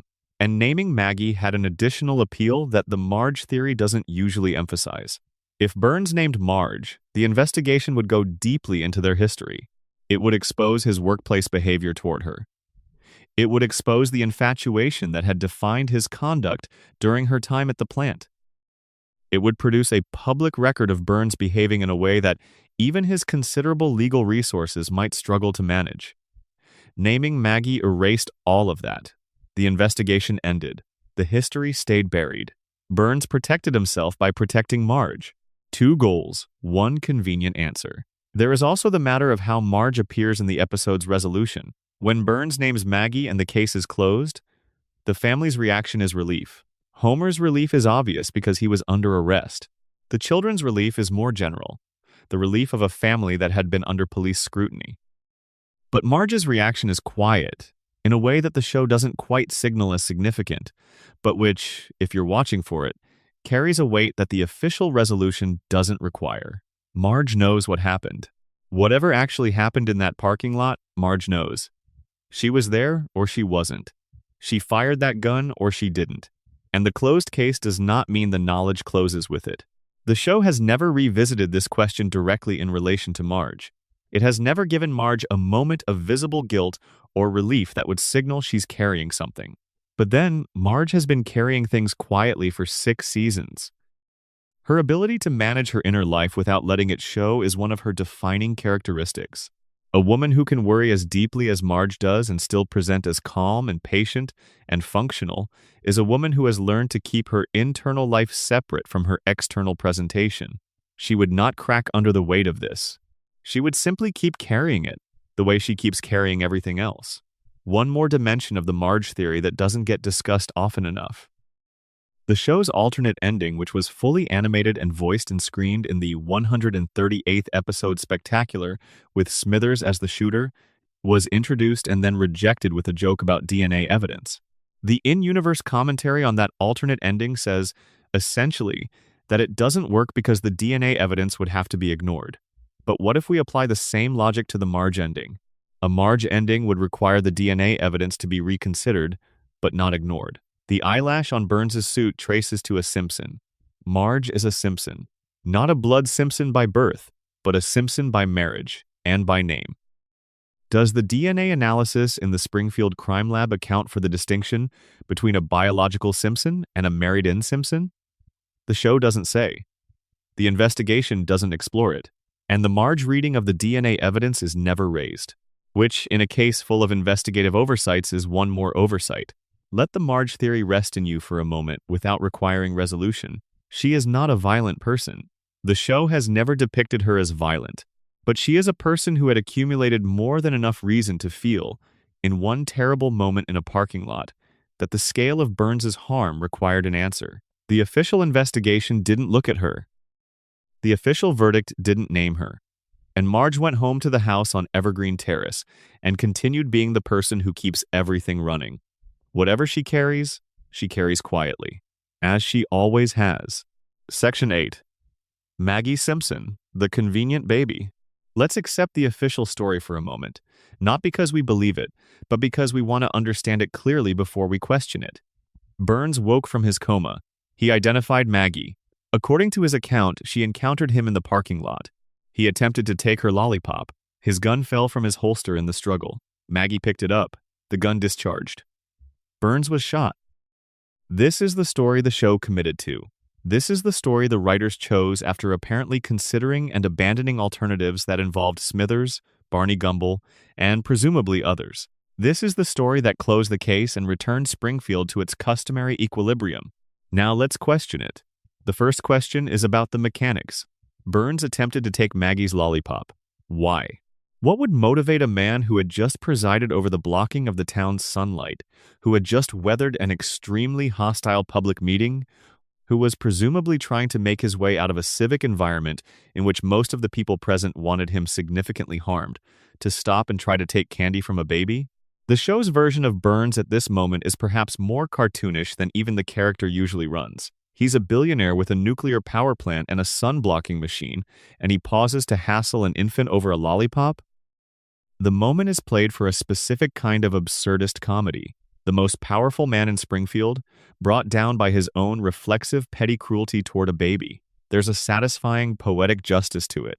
The man who stole from everyone eventually steals from the smallest and most defenseless person available, and it is finally the act that undoes him. But as a literal account of events by a man who had just woken from a coma, it sits in strange territory. How much of what Burns describes is accurate memory, and how much is reconstruction? How much is real? And how much is the fog of a serious head injury filtering and reshaping what his brain has retained? The second question is about intentionality. Even accepting Burns's account of events, the question of whether Maggie intentionally fired the gun or the gun discharged accidentally during the lollipop struggle is not cleanly answered. Burns describes his gun falling from his holster. He describes Maggie picking it up. He describes the gun going off. Going off is not the same as being fired. A gun going off during a struggle with a 1-year-old, if we accept the mechanics of the scenario at all, suggests accident rather than intention. The trigger was depressed not because someone aimed the weapon at Burns, but because a baby was holding something that happened to go off. The show's resolution plays on both readings simultaneously. Maggie's iconic final scene, alone in the room, moving her pacifier in a motion that mimics pulling a trigger after confirming that no one is watching, is the show having it both ways. It is saying, maybe it was an accident, and also maybe it wasn't. That ambiguity is charming as a storytelling choice, but it does not constitute a resolution. It extends the mystery rather than solving it, which is possibly the most honest thing the show does with the conclusion. The third question is about Maggie's character as established across the whole of the series. We've already mentioned the academic shorthand. Maggie is not a typical baby. The show has given us evidence, from her intelligence testing to her daycare rebellion to her strategic use of silence, that she is an exceptional cognitive presence in a 1-year-old's body. If we accept this portrait of Maggie, the question of whether she accidentally fired a gun in a parking lot sits in uncomfortable tension with the rest of what the show tells us about her. An accidental gun discharge is the act of someone who picked up an object without understanding what it was. But Maggie, as the show characterizes her, understands far more of what is happening around her than she lets on. A Maggie who understood what was in her hands would not have fired accidentally. She would have made a choice.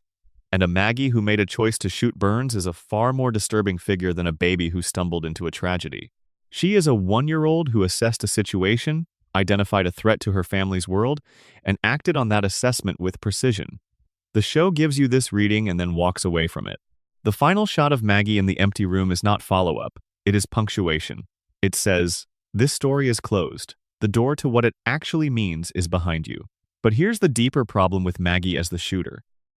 Even if we fully accept that Maggie fired the gun, intentionally or otherwise, we have not answered the question of who was responsible for the sequence of events that produced the shooting. Burns tried to take Maggie's lollipop. Burns's gun fell. Maggie picked it up. The gun went off. Burns was shot. At every step of that sequence, decisions were made. Burns made the decision to approach Maggie. The gun fell because of the struggle Burns initiated. The gun was accessible because it was in a loose holster, in a parking lot where a baby could reach it. If the gun was in the holster where Burns normally kept it, its presence in the parking lot is explained. But we've already established that the holster was empty before the shooting. The gun was already not where it was supposed to be. If the holster was empty, the gun had to get to the parking lot some other way. Someone had to bring it there. Maggie could not have brought it there. She didn't have it before the encounter. Burns could not have had it in his holster because the holster was empty. So, where did the gun come from? The official story doesn't address this gap. It assumes the gun fell from Burns's holster during the lollipop struggle, but the visual evidence from earlier in the episode suggests the holster was already empty. The gun's presence in that parking lot, in a form that a baby could access, requires an explanation that the official account cannot provide. The fourth question is the hardest one. Burns said, "Oh, it's you." As we've discussed, this greeting is not the greeting of a man who is seeing someone unexpected or unfamiliar. It is calm recognition, familiarity. "It's you" is something you say to someone you know. What does Burns know of Maggie? Across the series, Burns and Maggie have minimal direct interaction before this episode. Burns barely knows Homer after years of daily professional contact. The idea that Burns would see Maggie and recognize her with the easy familiarity of, "Oh, it's you," requires a history of interaction that the show has not established. Now, what if the scene Burns describes is not quite what happened? What if Burns encountered someone else in that parking lot? Someone he recognized with the easy familiarity of, "Oh, it's you," and the shooting followed from that encounter, and Maggie was somewhere in the vicinity but not the central figure of the scene? Burns's reconstruction of events happened after significant unconsciousness following a serious physical trauma. His memories of the moments before he was shot were filtered through injury and time. The confidence with which he names Maggie doesn't necessarily reflect the confidence with which he actually remembers the events. And there is a possibility that Burns, even in a degraded cognitive state recovering from a shooting, made a deliberate choice about what to say. Not about what he remembered, but about what he would allow to be on the record. The convenient baby. That phrase is not meant unkindly toward Maggie. She is a remarkable character. Her silence contains depths that the show only intermittently acknowledges. Her intelligence is real and significant. Her presence in this mystery is not accidental. But she is also the perfect scapegoat for anyone who needed this investigation to end. She cannot be prosecuted. She cannot be questioned in any meaningful way. She cannot contradict the official story.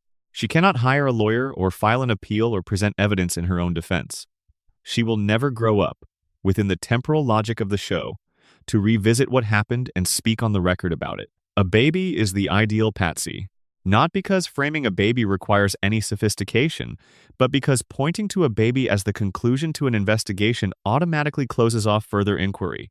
Nobody pursues charges against a baby. Nobody reopens a case that ended with, "The baby did it," no jury would convict. The case ending with Maggie means the case ending. Period. Full stop. Investigation over.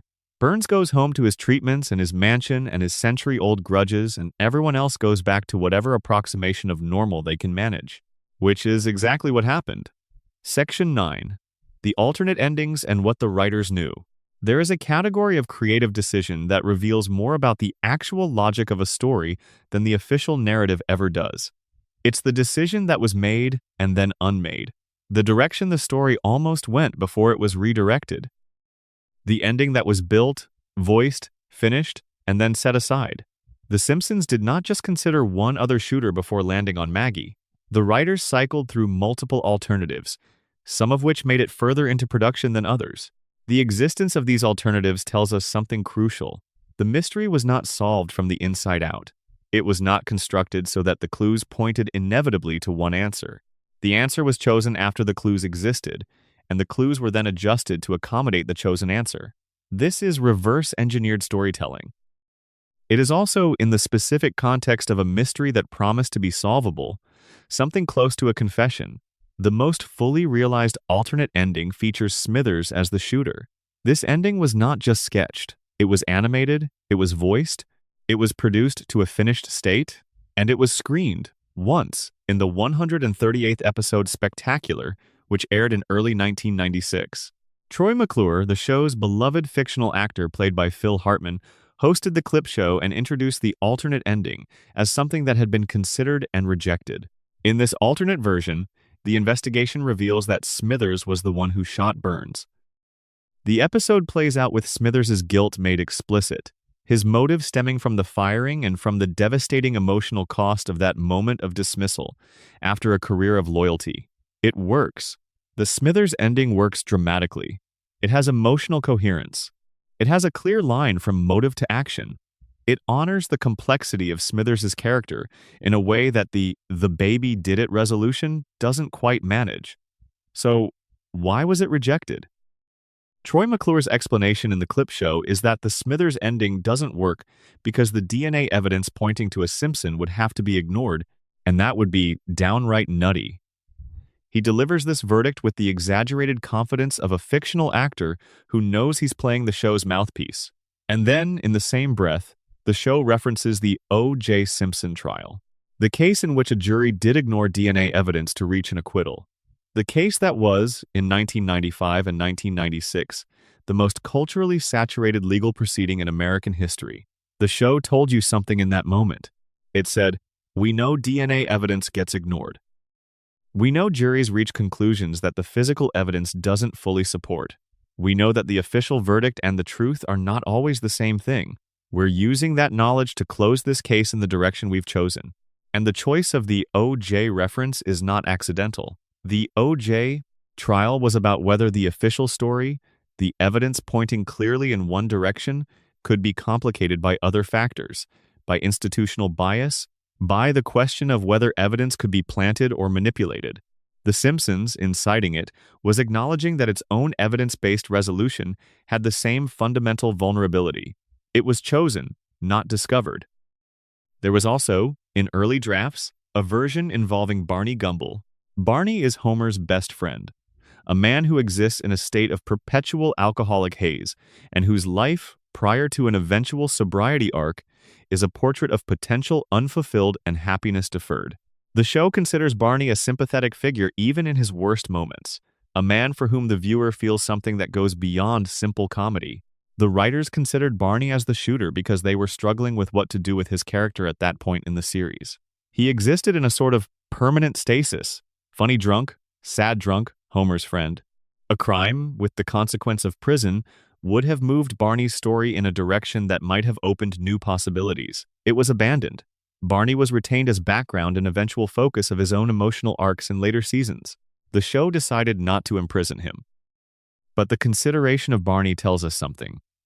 The writers were open, genuinely open, to the shooter being almost anyone. They did not have a predetermined answer that the episode was built to deliver. They had a mystery and a pool of possibilities, and they cycled through those possibilities until they landed on something that satisfied whatever criteria they were applying. What were those criteria? Humor, surprise, narrative convenience, and, crucially, zero legal consequence for the shooter. Barney couldn't be prosecuted because the show needed to keep him. Smithers couldn't be the shooter because the DNA evidence would require explanation. Homer couldn't be the shooter because the show needed Homer as its protagonist. Maggie couldn't be prosecuted because she was a baby. Maggie was the default that remained when every other option generated an inconvenient complication. The fake deleted scene from season 34 is the most recent artifact in this ongoing conversation between the show and its audience about the truth of what happened.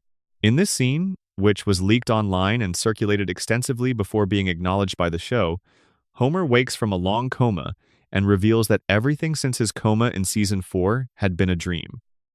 The whole show, from the escalating absurdity of the later seasons to the Burns shooting to all of it, was the product of a dreaming brain. The show then released a statement calling it a hoax scene planted by hackers, not content created by the writers and leaked. A fake, a planted deception.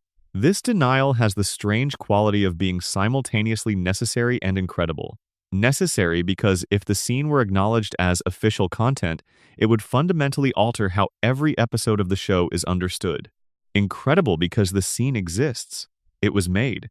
It has the visual and audio quality of real production content. Hackers don't animate full Simpsons scenes with accurate character models and professional voice acting. The show made the scene. The show then told you it wasn't real, which is precisely what the show has been doing with the truth about the Burns shooting since September 1995. It showed you the scene, it told you it was solved, it expected you to accept the resolution, it moved on, and yet the scene exists, and yet the resolution doesn't fully hold, and yet 30 years of fan engagement with this mystery has never fully quieted. The show knows what it did, the writers know what they did. The alternate endings and the fake leaked scene, and the season 18 confession that was treated as a throwaway line, these are all artifacts of a creative team that understood its official answer was provisional, chosen, satisfying enough but not airtight. There is one more piece of archival material worth discussing in this context. The DVD commentaries for the two-part episode include the writers themselves talking through the construction of the mystery. They acknowledge the contest. They acknowledge that essentially nobody guessed correctly. They acknowledge that the one person who did solve it cannot be found. In one of those commentary moments, a writer notes that they were, at the time of production, aware that the answer they chose did not follow as cleanly from the evidence as a real mystery's resolution should. They made peace with this by deciding that the element of surprise was more important than logical inevitability. They wanted the audience to feel surprised. They accepted that surprised might come at the cost of justified. That is an honest admission. It is also a significant one. The mystery was not constructed so that a careful reader, working from the evidence in Part 1, could reasonably arrive at Maggie. The mystery was constructed to be surprising, and the surprise was more important than the logic, which means the question, who really shot Mr. Burns, was never fully answered by the show. It was just closed. Let yourself settle into that distinction. An answer that closes a case is not the same as an answer that resolves it. Springfield has always known this. The town that voted to make it illegal to acknowledge the truth about Principal Skinner's identity, the town that sealed the dome around itself and went back to normal, the town where a billionaire has been poisoning the water supply for decades, and nobody asks why the fish have 3 eyes. That town understands the difference between closing and resolving. It closes. It always closes.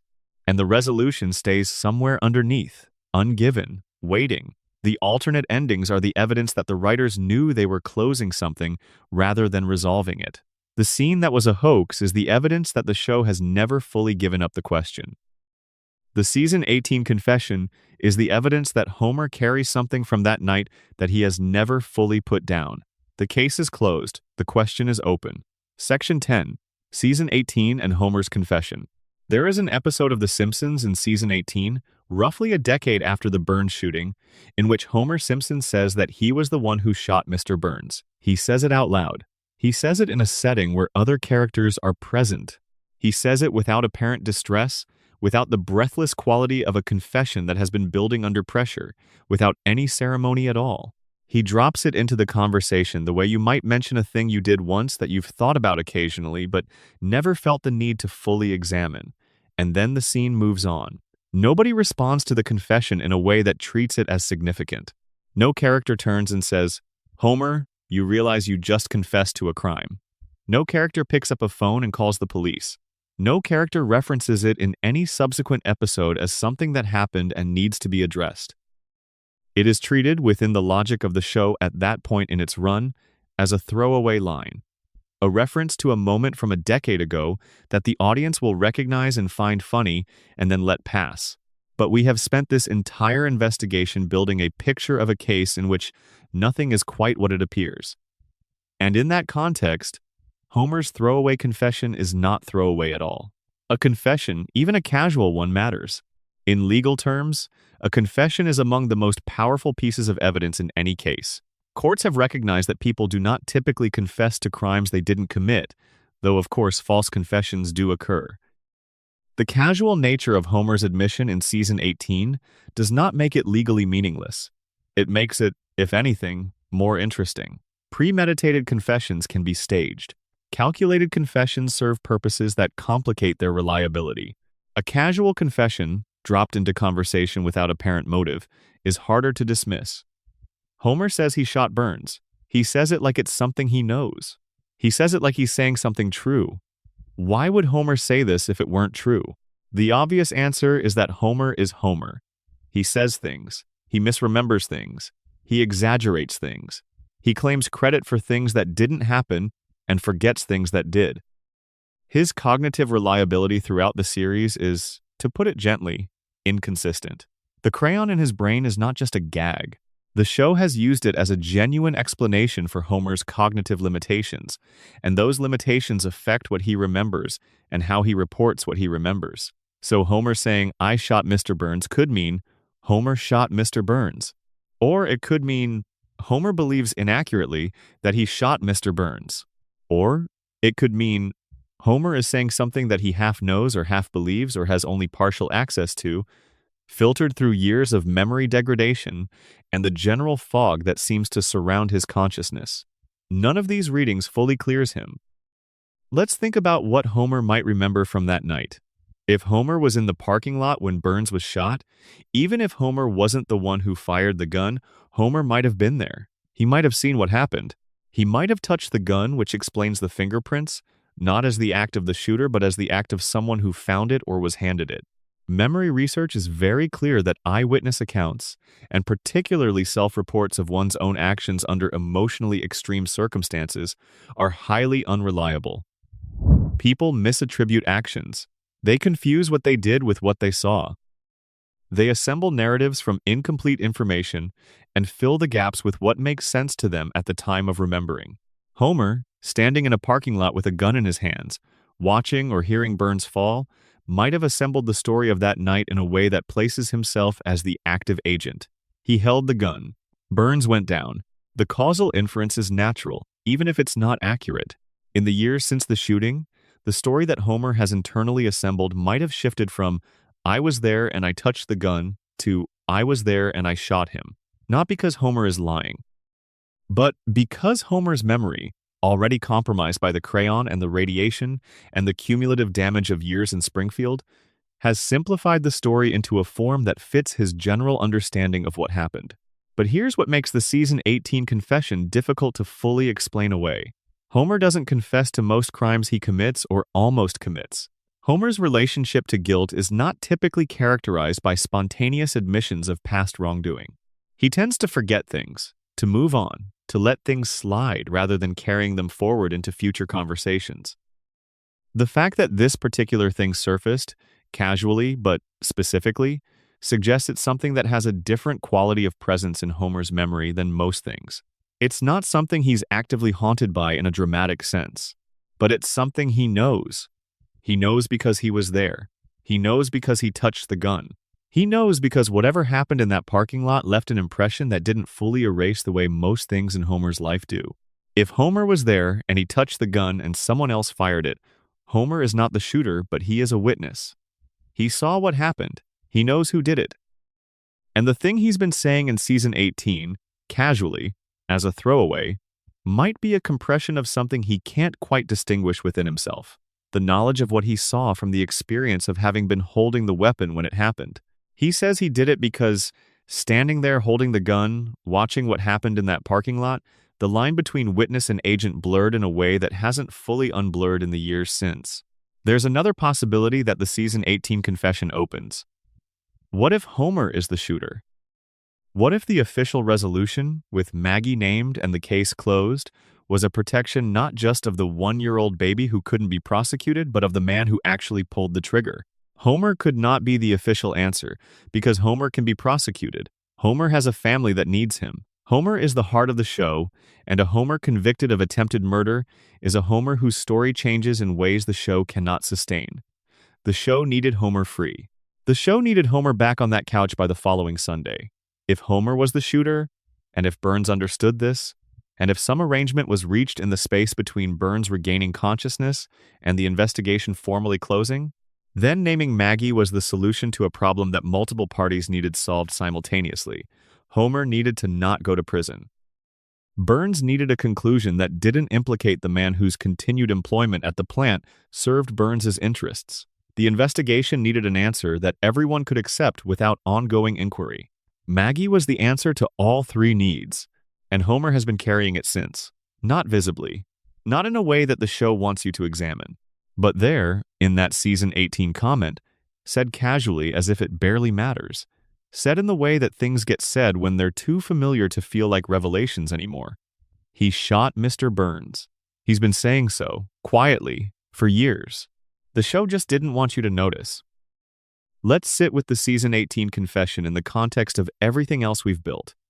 Homer had the motive. Homer had his fingerprints on the weapon. Homer had the access and the presence. Homer later confessed, casually but specifically. Burns named Maggie, which serves everyone's interests except the truth's. The investigation was conducted by a department with limited capacity and strong incentives to close the case quickly. This is not a smoking gun. It is a pattern. A pattern in which multiple pieces of evidence point in a direction that the official narrative redirected away from. The pattern doesn't prove Homer did it. But it does suggest that the official narrative was constructed in part to make sure Homer didn't have to answer for it. And Homer, in season 18, in one throwaway line that the show dressed as a joke, told you what he knows. Breathe out slowly. The night is further along now, wherever you are. The hour has settled around you. Springfield is still there, with its cracked cooling towers and its billionaire and its yellow-skinned residents who have never aged a single day. Somewhere in that town, Homer Simpson knows what happened in a parking lot in 1995. Somewhere in that town, Marge Simpson knows what she did or didn't do that evening. Somewhere in that town, Maggie sits with her pacifier and her eyes that see more than they should, watching everything, as she always has. The case is closed. The truth is still out there. We're getting close to it. Section 11, the contest no one won. Return, for a moment, to the contest. Fox ran a national competition in 1995, during the summer between the two parts of the Burns shooting mystery. The prize, as we've noted, was extraordinary. The winner would be animated into a future episode of the show. You would become part of Springfield. Your cartoon self would walk the streets of the town. The entry requirement was straightforward. Identify the correct shooter from the clues provided in Part 1. Thousands of entries were submitted. The show's production staff reviewed a randomly selected sample of those entries. Not a single entry in the sample correctly identified Maggie as the shooter. The contest's prize went, after the answer was revealed, to a randomly chosen entrant who had not submitted the correct answer. That person received a cash payment instead of the animating, because you can't animate someone into the show for solving a mystery that they didn't actually solve. The one correct answer in the entire pool came from a single person posting to a Simpsons news group on the night the first part aired. Their college internet account had expired by the time the producers tried to reach them. The one person who got it right cannot be found. The contest is worth dwelling on not as a curiosity, but as a piece of evidence about the construction of the mystery. The show promised its audience that the mystery was solvable. This was not just promotional language. It was a commitment. The show told you, look at the clues in Part 1. Work it out. You can figure this out. If that commitment was genuine, then a significant portion of viewers should have been able to arrive at Maggie through careful attention to the evidence. The mystery was described as having clues. Clues lead to conclusions. If the clues actually led to Maggie, an attentive viewership should have produced a meaningful number of correct guesses. Instead, nobody guessed it, essentially zero from the sample pool. The contest, which Fox ran as a cultural event, produced a winner who didn't solve the mystery. What does this tell us? It tells us one of two things. Either the clues were insufficient to lead a viewer to the correct answer, which means the mystery wasn't actually solvable from the evidence provided, which means the commitment was dishonest. Or the answer that was eventually revealed didn't follow from the clues as cleanly as the show claimed. Both of these are uncomfortable positions for the creators of the show. The first says, "We promised something we couldn't deliver." The second says, "We chose an answer and then reverse engineered the clues to fit it as best we could, but the fit was never perfect." Based on everything the writers have said in commentaries and interviews over the years, the second explanation is closer to the truth. The answer was chosen from a pool of options after the clues existed, not derived from the clues through the kind of logical process a real mystery solution would require. And the clues, adjusted to fit the eventual answer as well as they could be adjusted, still didn't lead attentive viewers there in meaningful numbers. Now consider what the contest's failure means for the mystery itself. If the clues don't lead to Maggie, two things follow. First, the official resolution is not the most logical conclusion from the available evidence. It is a choice that the show imposed on the clues rather than a conclusion that the clues generated independently. The mystery was never meant to be solved in the way a real mystery is solved, by following the logic of what is known to an inevitable destination. It was meant to be a surprise. Second, the clues, taken at face value without the official answer to shape our interpretation of them, point in different directions. And some of those directions, as we've explored throughout this investigation, lead to suspects who were never formally charged. The contest's failure is the show's inadvertent admission that the answer it chose was not the answer its own evidence pointed toward. If the evidence had clearly and logically indicated Maggie, people would have found her. The human capacity for pattern recognition and logical deduction, applied to a creative puzzle that the show explicitly promised was solvable, would have produced correct guesses. It produced essentially none. The one person who solved it correctly and then disappeared is perhaps the most haunting figure in this whole mystery. Someone, somewhere, watched the episode on the night it aired and saw what the evidence actually showed. They went to their college news group and posted the correct answer. And then they were gone before anyone could reach them. The show extended an open invitation for this person to come forward. The DVD release included an appeal. As far as anyone knows, the invitation has never been accepted. There are a few explanations for this. The simplest, the person moved on with their life and doesn't have any particular attachment to the resolution of a TV mystery from 1995. The college account expired. The person graduated. They found other things to do. The Simpsons mystery was a thing they solved once and forgot. A more interesting explanation, the person solved the mystery correctly, but their correct answer was not Maggie. They solved a different version of the mystery, the one that the evidence actually supports, and they disappeared because the show's official answer contradicted theirs, and coming forward to claim a prize for solving the mystery incorrectly would have felt wrong. The show's appeal for this person to come forward asked them to identify themselves as the one who correctly guessed Maggie. If the correct answer they had actually submitted pointed to someone else, the appeal was asking them to come forward as a winner under terms that might not fully match what they had actually said. This is entirely speculative. There is no evidence that this is the case, but it is a possibility that the official narrative doesn't account for. The contest also reveals something about the role of the audience in this kind of mystery. The audience was invited in. They were told, "This belongs to you as much as to us. The mystery is yours to solve. Your participation makes the story." This is a generous and unusually democratic thing for a television show to do. It treats the audience as active participants rather than passive consumers. It acknowledges that the people watching the show are intelligent enough and engaged enough to do the work of solving a puzzle rather than simply waiting to be told the answer. And then the answer was given to them, bypassing their work entirely. The contest resolved not because someone in the audience solved it, but because Burns woke up and said the name. The audience's collective intelligence, applied to the problem, produced essentially nothing that the show then used. The answer came from within the story, from the victim's testimony, rather than from the audience's engagement with the evidence. This is a structural honesty that the show perhaps didn't intend. The mystery was never really about the audience solving it. It was about the audience feeling like they might be able to solve it, and then being given an answer when the show decided it was time. The feeling of participation was offered. The actual participation was withdrawn, which, in a certain light, is very Springfield. We should also talk about the promotional universe that surrounded the summer of 1995, and what it tells us about the show's relationship with this mystery. Springfield's Most Wanted. The America's Most Wanted tie-in special was not a small thing. This was a primetime broadcast on Fox, hosted by John Walsh, treating a fictional crime with the formal apparatus of a real unsolved case. Mugshot-style images of suspects, a tip line, a dramatic reconstruction of the crime. This was not just clever cross-promotion. This was the show committing to a bit with the full resources of a television network behind it. The implication was, this mystery is real, within the terms of its fiction. It deserves the same serious treatment as an actual crime. That commitment to seriousness raises the stakes for the resolution in a way that pure comedy might not. If you've spent the summer treating the Burns shooting as though it were a real crime worth a network special, the resolution you deliver at the end of that summer carries the weight of everything you promised. And the resolution you delivered was a baby who accidentally fired a gun. The distance between treat this like a real unsolved murder case and the baby did it, no charges possible is significant. The show pulled audiences to one end of that distance and then released them at the other end without much preparation. And the audiences, many of them, felt the whiplash.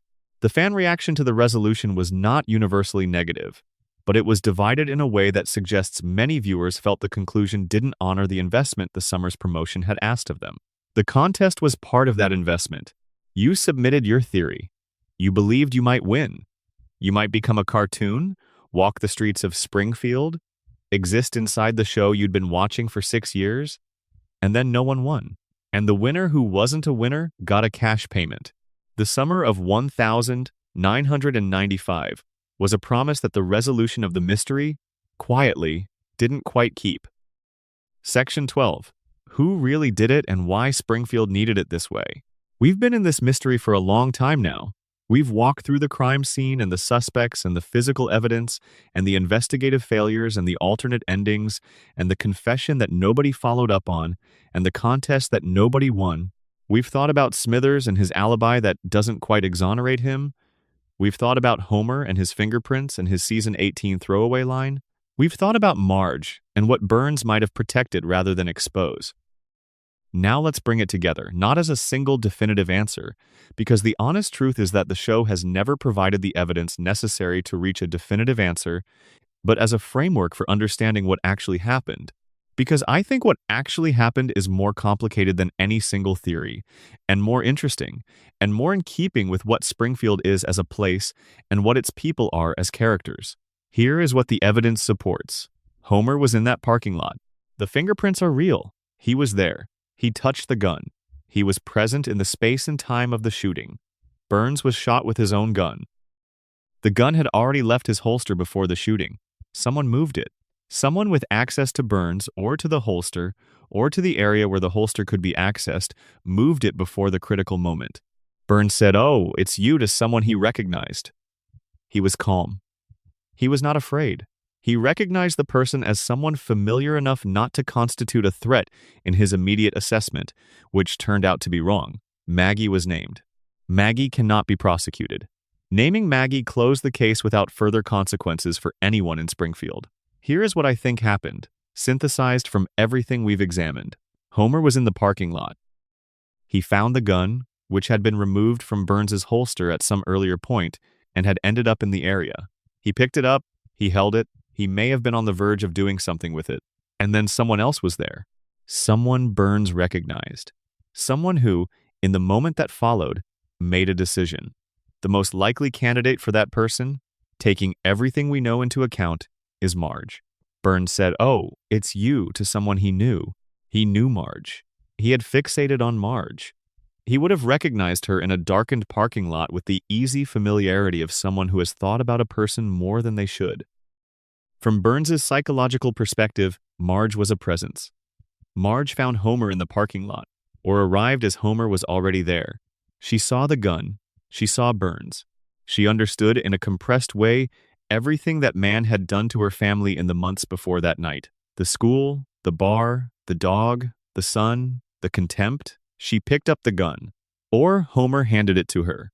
Or it was already in her hand from a moment earlier. And she fired. And Homer, who was there, who had been holding the gun, who loved his wife and would protect her as absolutely as he could protect anyone, did what Homer does in the moments when it matters most. He stayed. Burns woke from his coma and had to decide what to say. He saw Homer in his mind from that parking lot night. Homer's presence was real. Homer's fingerprints were on the gun.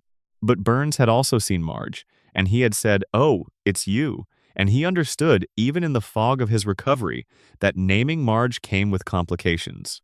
Naming Marge meant exposing the parking lot conversation, the dynamic, the history between them.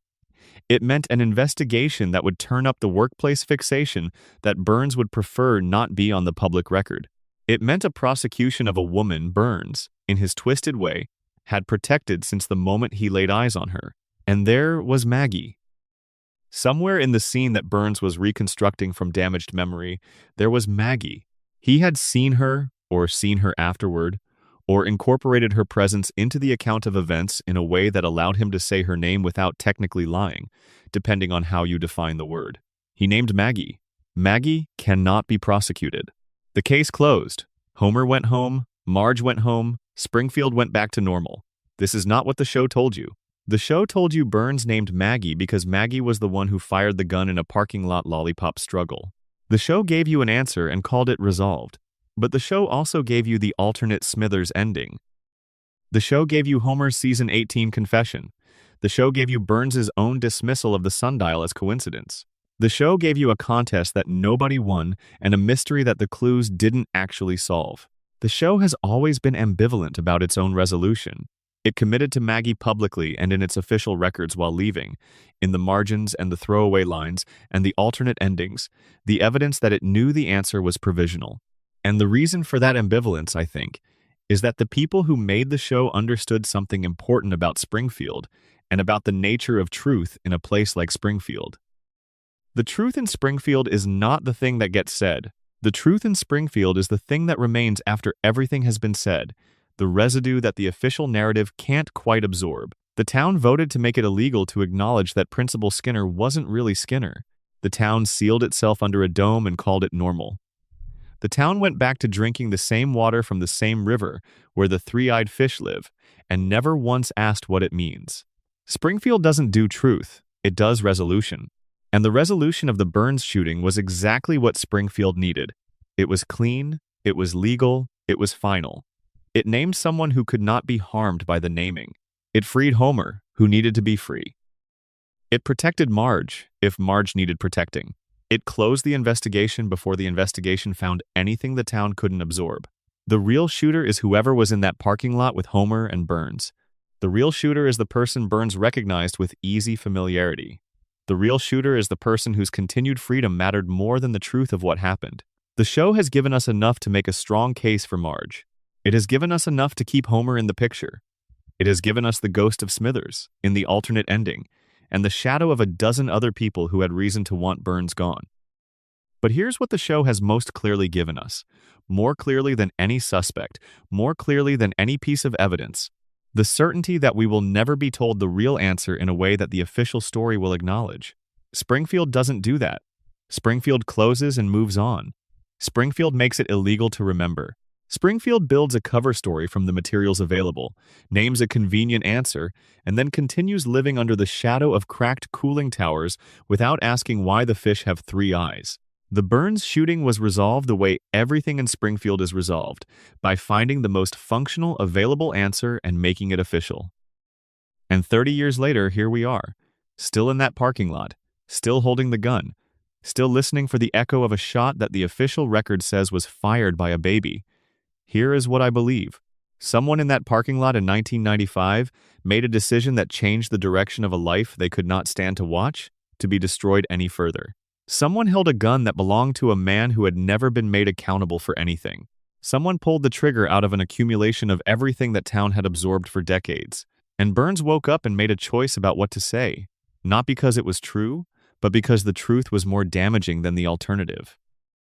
And the alternative was a baby who would never be prosecuted, and the case was closed. And Springfield went back to its version of normal. The truth is in the parking lot. It has always been in the parking lot.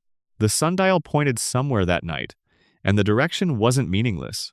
But Springfield has made it illegal to follow that direction to wherever it leads. So we stand at the edge of what we know, and we let the night settle around us, and we understand that some mysteries are not unsolved. They are deliberately left open by the people who know the answer, because the answer would cost more than the mystery ever will. Let the question rest now. You've held it a long time. You've walked through the evidence and the suspects and the physical details and the alternate endings and the confession that nobody followed up on. You've sat with the possibility that the official answer is true and the possibility that it isn't. You've heard what Burns said and what Homer said and what the sundial said before Burns told you to ignore it. The case is closed in Springfield. The case will always be closed in Springfield because that's how the town operates. But here, in the soft space between waking and sleep, in the hour when the rational mind loosens its hold and the questions can exist without demanding resolution, you can hold the real answer. Someone shot Mr. Burns. The gun was his own. The town needed it to be the baby. The baby can't tell us whether they needed it right. And Maggie sits with her pacifier, watching, waiting, not saying a word, as she always has. Go gently now. The story will be here when you wake. Springfield will be there. The sundial will be there. And the question, quiet and persistent as ever, will still be somewhere just beneath the surface of everything the show has told us. Just like it always was. Afterward, the mystery that made Springfield real. There is something worth holding on to as a final thought about why this particular mystery has lasted 30 years, while so many other television cliffhangers have faded into the background of cultural memory. It's not just that the show was popular, though it was. It's not just that the mystery was well constructed, though it had elements of genuine craft in it. It's not just that the promotion behind it was extraordinary, though it was. It's that the mystery of who shot Mr. Burns is, at its core, a mystery about who we believe and what we're willing to accept as truth. The official answer is Maggie. We have it. It was given to us by the show, through the character who would know best, through the victim identifying his attacker. This is the most reliable source of information in any criminal investigation. The victim said who did it. And yet, the victim had been in a coma. The victim had a vested interest in the outcome of the investigation. The victim had reasons of his own to shape what got entered into the record. The victim named someone who could not be prosecuted. And none of the evidence that existed before the victim spoke clearly and independently pointed to that person. We are asked to believe the victim. And we do. Because we've been trained to believe victims. We've been trained to accept the account of the person who was hurt as the most authoritative account of who hurt them. But Springfield has always been a town where the most authoritative account isn't necessarily the most accurate one, where the most powerful person's version of events has a way of becoming the official version, where the truth that gets named isn't always the truth that happened. Burns is not a reliable witness to his own shooting. He is a man who has spent a century accumulating power and using it to protect himself from accountability. Naming someone who cannot be held accountable is precisely the kind of self-protective move that Burns has made his life's work. The mystery of who shot Mr. Burns is really a mystery about the nature of official truth in a world where official truth is managed by people with interests. Springfield gave us that mystery in the summer of 1995. And then it closed it in September 1995 in a way that demonstrated, rather than resolved, the very problem the mystery raised. The official answer was given by the person with the most power over the outcome. The official answer protected the most important parties. The official answer ended the inquiry in the cleanest possible way. And the contest nobody won sat there quietly as the evidence that the official answer didn't follow from what was known, that something in the construction of the mystery had never been designed to lead where it claimed to lead. 30 years later, the show is still running. The characters have not aged. Springfield has not changed. The nuclear plant is still leaking. Burns is still alive. Homer is still in Sector 7G. And Maggie is still watching from behind her pacifier, not saying a word, with those enormous eyes that see everything. Somewhere in those eyes is the answer. It's always been there. The mystery is whether Springfield will ever let us see it. The answer, like so many things in Springfield, is probably no. But it was a beautiful question. Sleep well. You've earned it. Supplemental. The night Springfield held its breath, a final meditation. Picture the town of Springfield on the night of the shooting, after the meeting and before the ambulance.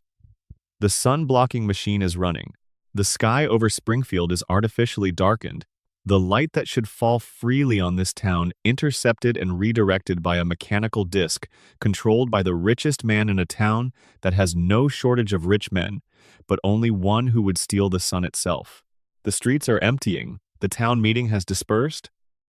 People are making their way home or to the few bars and diners that are still operating in Springfield's post-Mose economy. The anger from the meeting is dissolving into the evening, the way collective anger always does when the crowd breaks into individuals, and the individuals remember that they have to go home and make dinner and put their children to bed. But some of those individuals are not going home quite yet. Someone is in the parking lot, maybe more than one someone. Burns is walking somewhere that ends at the town sundial, and before he gets there, he encounters a person he knows.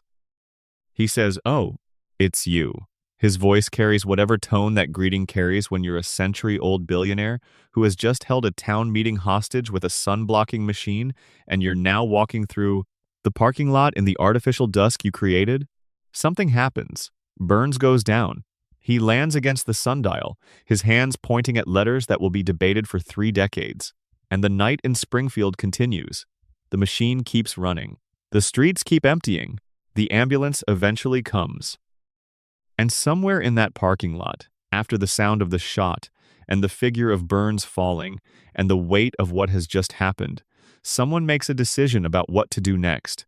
Whether that someone is Homer, putting down the gun and walking away without fully understanding what he was part of, whether it's Marge returning the gun to the pavement and slipping away through the parking lot with the specific calm of a woman who has kept everything calm for a very long time, whether it's Smithers, whose blackout drunk timeline may have had an earlier chapter that he can't reconstruct, whether it's someone we've mentioned, or someone we haven't thought to look at. Whoever they are, they made a choice, and then they went home. And they sat at the table or on the couch or wherever it is they sat when the weight of a day settled on them. And they waited for the morning news. And the morning news told them what Springfield had decided happened. And whoever they were, they understood that Springfield had found its answer. And the answer wasn't them. And they exhaled, probably, very slowly. And they went on living in Springfield, the town where nothing changes, where the fish have 3 eyes and nobody asks why, where a man who glows in the dark is thought to be an alien and not a symptom of something larger, where the case is always closed before it's resolved, where the truth is always available, just beneath the surface. Waiting for someone to stop pretending the sundial was a coincidence. Good night. Wherever you are, whatever time it is where you're watching from, let the story of Springfield settle around you like something slow and soft. The investigation is in your hands now. Take it slowly. There's no hurry. Springfield will be there when you wake. It always is. End of script. Supplemental section A. The weight of an entire summer. There is a particular quality to anticipation that only exists when the thing you're waiting for is fixed in time. You know when it's coming. You know the date, you know the channel, and between now and then, the waiting is its own event, its own season, a period with its own emotional texture that people remember years later. Not just as a gap between broadcasts, but as a lived experience. The summer of 1995 had that quality for people who watched The Simpsons. May 21st to September 10th. That's the span. Roughly 4 months. Roughly the length of a full American summer. In that span, the mystery generated something that almost no fictional narrative generates in the modern media environment. Sustained, collective, patient anticipation.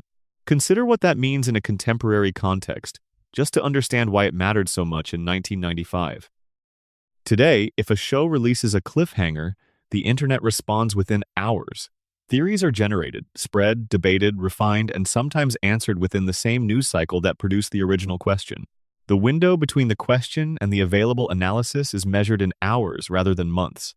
The intensity of fan engagement burns bright and short. In 1995, there was no comparable infrastructure for rapid communal engagement with a television mystery. There were news groups, early and text-heavy internet forums where people with university accounts could post and respond. There were fan publications, physical objects produced on regular schedules. There were letters, conversations in offices and schools and living rooms. The theory building happened slowly, distributed across individual people who were thinking it through without the benefit of seeing what everyone else was thinking. This slowness did something that speed can't do. It gave the mystery room to breathe.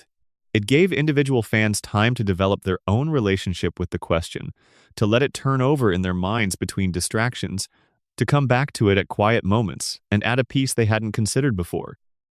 The mystery became a companion of sorts, a puzzle that you carried with you through a summer and returned to when you had a moment, and the prize structure reinforced this relationship. The contest, with its promise of animation into the show, was not just a promotional mechanism. It was an invitation to treat the mystery as though it were real. If you could solve it, you would join the world that generated it. You would become Springfield. The show was saying, this story is permeable. You can enter it if you're smart enough to find the door. Let's think about what kind of show The Simpsons was in May 1995 to understand what this mystery meant in context. But 6 seasons in, the show had established a reputation that was, by the standards of animated television, unprecedented. It had been taken seriously as satire. It had been cited in academic contexts. It had been praised by critics who didn't typically praise animated shows. It had generated conversation about American culture and American family life that went beyond the typical reception of a comedy program. But it had also begun to feel to some observers like it was operating in a register that was comfortable rather than challenging.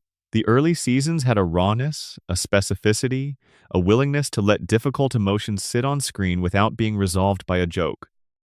The later seasons, while still excellent by most comedy standards, had started to smooth some of those rough edges. The show was confident in itself in a way that sometimes traded surprise for reliability. The Burns shooting cliffhanger was a departure from that reliability. It introduced genuine uncertainty. It said, "We don't know how this ends yet. Come back in September and we'll find out together." That kind of uncertainty, in a show that had become associated with a particular register of assured satire, was genuinely exciting. It wasn't just a narrative strategy, it was a tonal shift.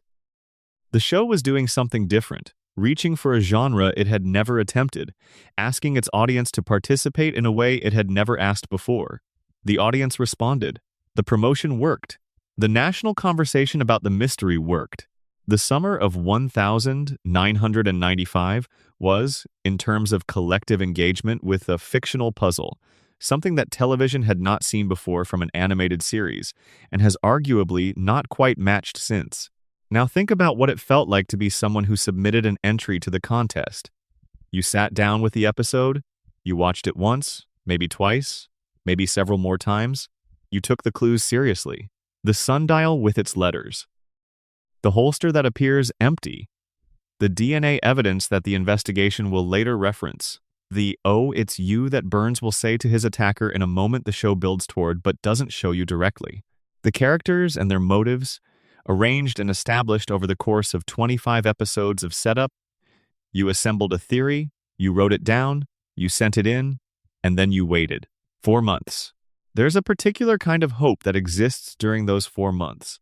The hope of someone who has committed to an answer and must now wait for the universe to tell them whether they were right. It's not a passive waiting.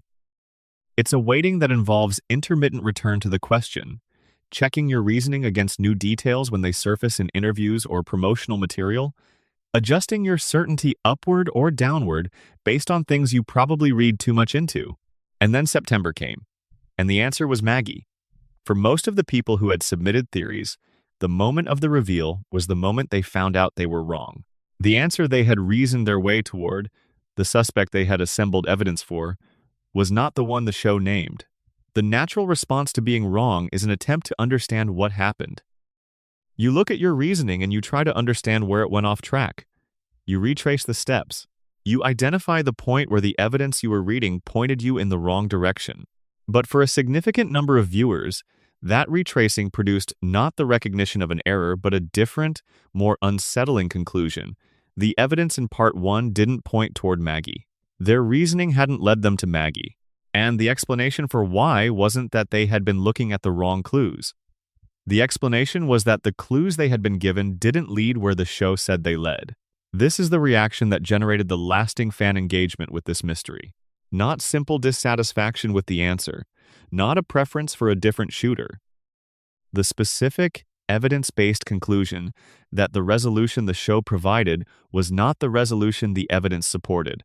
And that conclusion, once reached, doesn't go away. It sits in the mind and generates questions that the official answer can't satisfy. The questions are still alive. They have been alive for 30 years, and they will remain alive for as long as the show runs, and its audience continues to watch carefully and think about what they see. The summer of 1995 created something that outlasted the summer itself. It created a relationship between this particular mystery and the audience of the show that is different from any other mystery the show has ever presented. Every subsequent season of The Simpsons exists for engaged fans in relation to that unanswered question. Episodes are watched with one eye on the Burns shooting, looking for references, looking for contradictions of the official story, looking for moments when the characters slip and reveal that they know something the record doesn't show. Season 18 gave fans Homer's casual confession. Season 34 gave them the fake deleted coma scene that wasn't really fake. Across the intervening seasons, there have been other moments, smaller ones, that fans have cataloged and argued about and refused to let rest. The mystery is not just a mystery, it is a lens. It is a way of watching the show that changes what you see in it. Once you've decided that the official resolution doesn't hold, you watch every episode with the awareness that the official resolution of many things in Springfield doesn't hold. And the show, knowingly or not, rewards that watching. The details that complicate the official story keep appearing. Springfield doesn't want to be solved. It wants to keep generating questions. The Burns shooting mystery is the cleanest expression of that desire. The show gave you an answer. The answer doesn't satisfy. And the not satisfying is the point. Because as long as the mystery remains, as long as there's something to keep turning over and examining and arguing about, you keep coming back to Springfield. And Springfield is always there when you come back. Supplemental Section B, Burns as a witness. We've talked a great deal about Burns as a victim, as the man whose shooting structured the entire mystery, as the person whose testimony, delivered from a hospital bed after weeks in a coma, redirected the investigation and produced the official resolution. But Burns deserves examination as a character in his own right, specifically in the context of this story, because his reliability as a witness is the foundation on which the official answer rests. And Burns, as the show has established across his entire run, is not a reliable narrator of anything that touches his own interests. The portrait of Burns that the show builds over 6 seasons before the shooting is a portrait of a man who has systematically shaped reality to fit his preferred version of it for over a century. He has bought judges. He has suppressed evidence. He has manufactured documentation. He has deployed the resources of enormous wealth in the service of outcomes that benefit him and harm everyone else. And he has done this so routinely and for so long that it has become simply the way Burns operates in the world. A man who has spent a century making sure that the truth as recorded reflects what he needs it to reflect is not a man whose hospital bed testimony should be accepted as definitive without careful scrutiny. And yet the Springfield police investigation did exactly that. Burns woke up. Burns, said Maggie. Case closed. Think about the circumstances of Burns's testimony. He had been in a coma for weeks following a gunshot wound. He had been undergoing his normal weekly medical treatments during this period, presumably, because the show establishes that missing a treatment is fatal and Burns did not die during his coma. But he had been unconscious.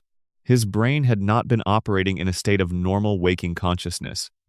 Whatever memories he carried from the night of the shooting were stored under conditions of extreme physiological stress. Memory research has demonstrated consistently that memories formed or stored under extreme stress are particularly vulnerable to distortion. The period immediately surrounding a traumatic event tends to be the period in which the brain's encoding of events is most subject to error, compression, and later interference. Burns's recollection of the parking lot encounter, filtered through weeks of unconsciousness and whatever medical interventions his treatment regimen involved, is not a clean record of observed events. It is a reconstruction.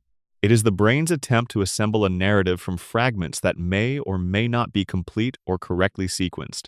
Even if Burns is not deliberately managing what he says, which he may be, his testimony is subject to all the limitations of traumatized and delayed memory recall. The parking lot as he describes it may not be the parking lot as it existed, and if Burns is deliberately managing his account, the landscape becomes darker. Burns has every reason to manage his account of the shooting. Consider what a fully honest account might reveal. It might reveal the nature of his interaction with whoever was in that parking lot. It might reveal a conversation that explains more about the motive than the official investigation established. It might reveal that Burns knew, going into that parking lot, that he had pushed people in this town past a point from which retreat was difficult. It might reveal information about who had access to his gun, which would point toward the question of how the gun left his holster before the shooting. It might reveal details about the recognition in, "Oh, it's you," that would identify the person he was speaking to in a way that doesn't match Maggie. A fully honest account might implicate someone that Burns has decided to protect, or it might implicate Burns himself in the circumstances that produced the shooting in a way he'd prefer not be on the public record. Burns is not a man who gives fully honest accounts. He is a man who gives accounts that serve his purposes. The account that serves his purposes in this context is one that closes the investigation cleanly, protects anyone he has decided to protect, and ends the inquiry before it develops into something that exposes more than he's comfortable exposing. Naming Maggie accomplished all of that. It closed the case. It produced no charges. It allowed Burns to return to his position and his empire without the continuing complication of an open criminal investigation. He chose it, deliberately. With the specific intelligence that has kept him alive and powerful for over a century, there is one more dimension of Burns as a witness that hasn't been discussed at length. Burns knew, from his position as the owner of the nuclear plant and the employer of most of Springfield, that the shooting was not a random act of violence from a stranger. It emerged from a specific context, his own actions. The oil well, the bar, the retirement home, the dog, the son, the firing of Smithers. He knew who had reasons to want him shot. He knew who had been in that meeting. He knew the full landscape of motive that he had created over the course of the preceding weeks. A man with that knowledge, making a choice about what to say from his hospital bed, is not choosing between truth and falsehood in a simple sense. He is choosing between multiple truths, each of which has different consequences. He is selecting the truth that produces the outcome he prefers. And the outcome he preferred was an outcome in which the investigation ended, in which no one the show cares about went to prison, and in which Burns himself was able to return to his life and his empire without the complication of an ongoing criminal case. Naming Maggie was not just the path of least resistance. It was the strategically optimal outcome for a man of Burns's particular intelligence and priorities. Supplemental Section C. What Maggie Knows.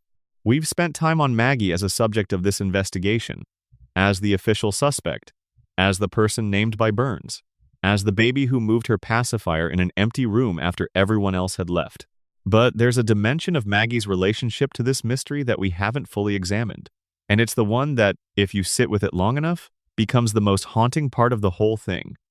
Maggie knows what happened. Whatever happened in that parking lot, Maggie was there. Burns's testimony places her there. The show's depiction of her in the moments after the case closes places her in a state of private, careful awareness. She waited until the room was empty. She confirmed she was alone, and then she moved.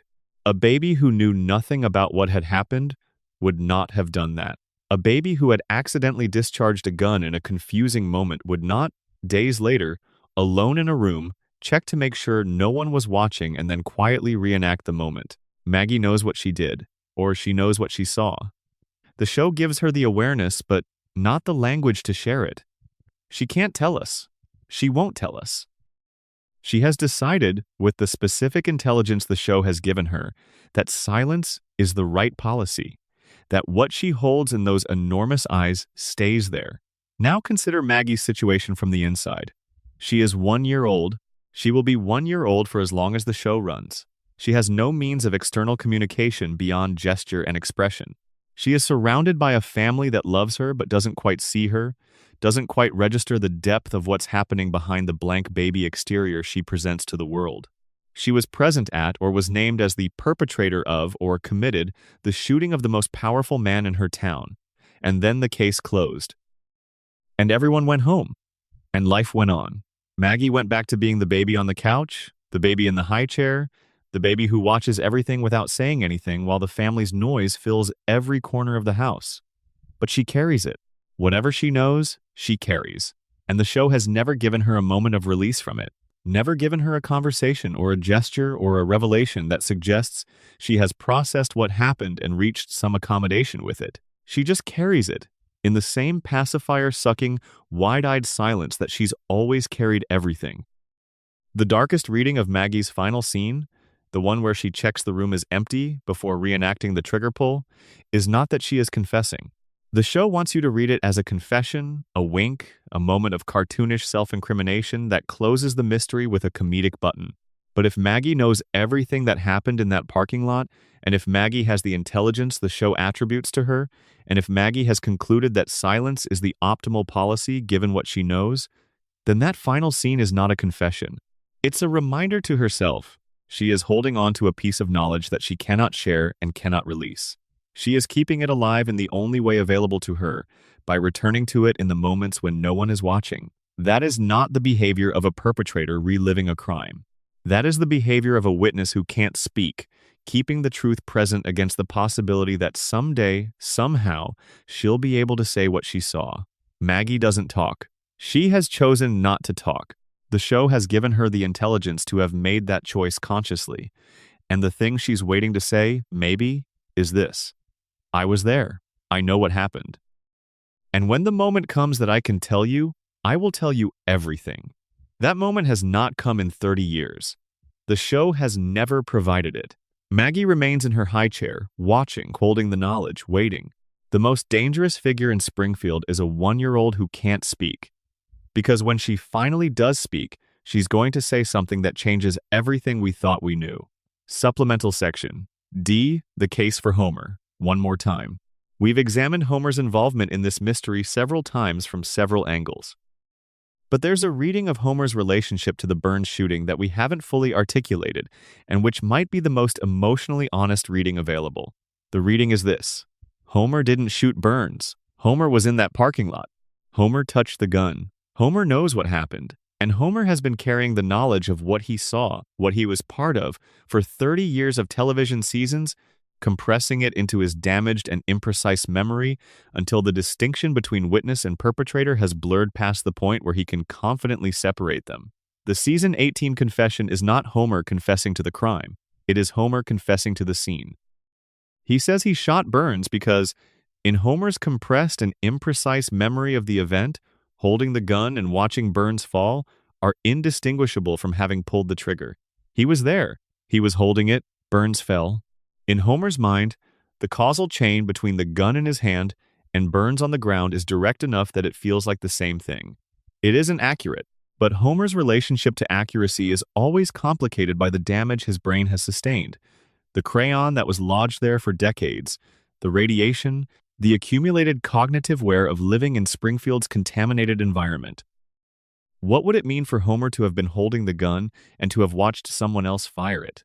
It would mean Homer was a witness to whatever actually happened. It would mean Homer knows who the real shooter is, or was, and has never said. It would mean the season 18 confession is a kind of protection, a taking on of the guilt that belongs to someone else. Homer does this. In the quieter moments of the show, in the episodes where he's allowed to be something other than the butt of his own joke, Homer absorbs things for the people he loves. He takes on consequences. He walks into situations that will hurt him specifically to prevent those situations from hurting someone else. If Homer was in that parking lot and he saw Marge fire the gun, Homer picking up the gun and never saying anything is absolutely consistent with who Homer is at his best. The man who would rather be arrested than have his wife face charges. The man who would rather confess to something he didn't do or wasn't fully responsible for than have the investigation turn toward the person he loves most. Homer protecting Marge by confusing himself with the shooter is the most Homeric thing imaginable. He doesn't know he's doing it, probably. The confusion between his presence and his guilt is real to him, not strategic. But the effect is the same. His confused self-incrimination redirects attention from whoever the gun was actually fired by toward Homer, who has already been cleared and who continues to walk free. The case is closed in a way that keeps everyone who matters out of prison. And Homer is there on the couch every Sunday, none the wiser about the full architecture of what he helped build. There is one more thing to say about Homer and this mystery, and it's the thing that makes the emotional weight of the whole story coalesce. Homer has worked for Burns his entire adult life. He has worked for the man whose greed and cruelty structured the conditions that led to the shooting. Geez, he has worked for the man who cannot remember his name. He has worked for the man who drove his mother underground, who struck a deal with Homer's grandfather that ensured Homer would never leave. Homer is embedded in Burns's empire in a way that goes deeper than employment. He is part of the machinery that Burns built and maintains. His presence at the power plant is not coincidental. It is structural. He is there because the system put him there and keeps him there. And if Homer was in that parking lot on the night of the shooting, the night when all of that weight came to a head, then Homer was not there as a random participant. He was there as the central figure in a drama that Burns had been writing for decades, the man Burns can't remember, the man whose life Burns inadvertently shaped from the moment he drove Mona out of Springfield when Homer was 6 years old. The man who works in Sector 7G and eats donuts and sleeps at his workstation and has survived every disaster that the plant and the town and his own impulsiveness have generated. Homer in that parking lot is Homer at the center of everything the show has built. Not as a hero, not as a villain, as the thing that Springfield always produces, a man who is exactly where the system put him, doing exactly what the system made him capable of. Whether he fired the gun or not. Supplemental Section E. The town that chose the answer. We have spent a great deal of time examining the individual figures in this mystery, the suspects and the witnesses, and the investigators and the victim, the evidence and the testimony, and the alternate endings and the throwaway confession. But there's a dimension of the Burns shooting that isn't about any individual at all. It's about Springfield as a collective, about what the town decided to do with this event and what that decision reveals.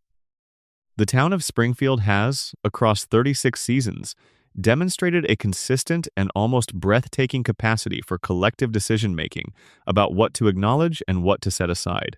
The three-eyed fish was treated as a brief news event and then forgotten. The dome that the federal government sealed around the entire town in the movie was apparently absorbed and moved past. The truth about Principal Skinner's identity was voted into illegality. The Burns shooting fits this pattern exactly.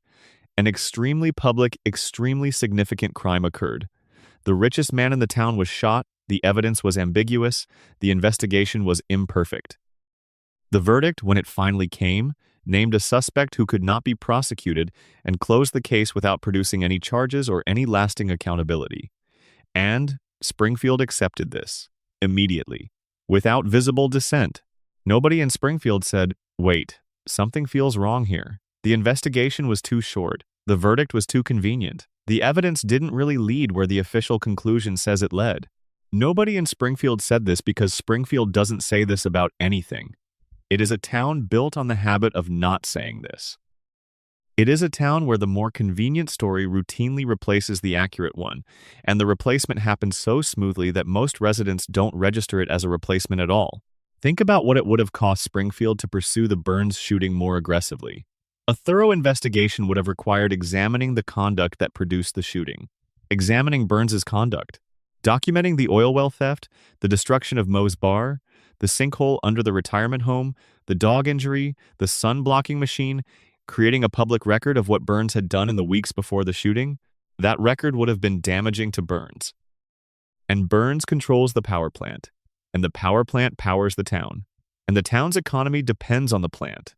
And the plant's continued operation depends on Burns not being too legally and reputationally compromised to run it. Following the investigation to its logical end, to the point where the truth was fully on the record, would have threatened the economic foundation of the entire community. So, Springfield didn't do that. Springfield found an answer that closed the case without requiring the uncomfortable examination of what produced it. Springfield found a baby, and Springfield went home.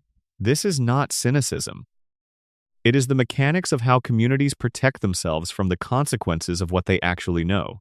The truth that threatens stability gets managed into a form that doesn't threaten stability. Springfield manages the truth the way Burns manages his diseases, in equilibrium, in stasis. Not curing anything, not resolving anything, just keeping everything balanced at a point where nothing can gain dominance and collapse the whole system. The Burns shooting, managed properly, is a story about a baby and an accidental discharge.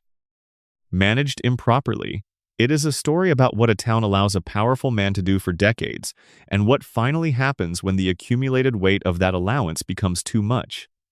Springfield chose the first story. Springfield always chooses the first story. And here's the thing about Springfield's choice that the show has always understood and never quite said out loud. The choice is made in good faith. The people of Springfield are not cynically suppressing a truth they're fully aware of. They are doing what communities have always done, finding the most livable available interpretation of an event that is too large and too complicated to be fully processed. Maggie did it. Nobody's hurt. Nobody's in trouble. The plant keeps running. Burns goes home. Homer goes home. Everything goes back to normal. This is not evil. It is the ordinary human capacity for choosing the story that allows life to continue. It is the same capacity that allows people to drive past the nuclear plant every day without asking what it's doing to them. The same capacity that allows them to drink water from the river where the three-eyed fish live. The same capacity that allows them to accept the official account of an event that their own instincts tell them doesn't quite hold. You accept the story you can live with, and then you live with it. Springfield has been living with its official stories for 36 years, and Springfield is fine. Springfield is always fine, right up until it isn't. Supplemental section, F the sundial, revisited at length. Go back to the image one more time.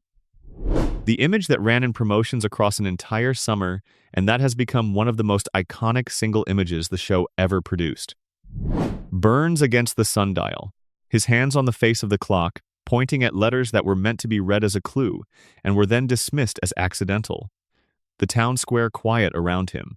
The artificial dark of the sun-blocking machine overhead. This is the image that defines the mystery. This is the image that became the visual representation of a question that America spent 4 months with. And in that image, there is something that no theory has fully accounted for.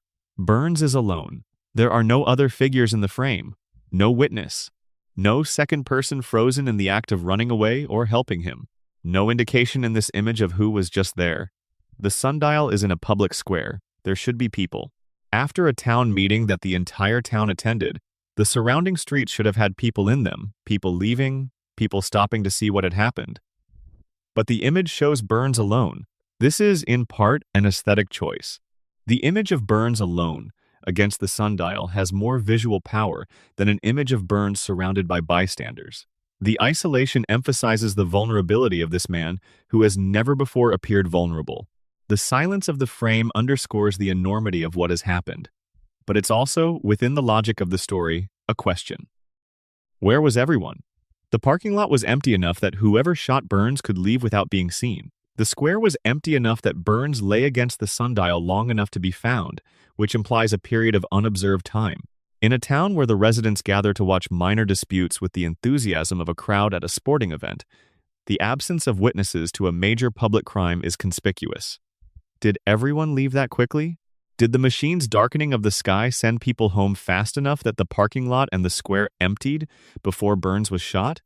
Or did someone ensure the area was clear before they waited for Burns to emerge? Someone with knowledge of Burns's movements and habits would know his route from the meeting hall to his car. Someone who wanted to ensure a conversation with Burns happened without witnesses would want the area around that route to be clear. The empty square is the last piece of the puzzle, not the clue to who did it, the clue to how it was arranged. Someone made sure that parking lot was empty before they waited there.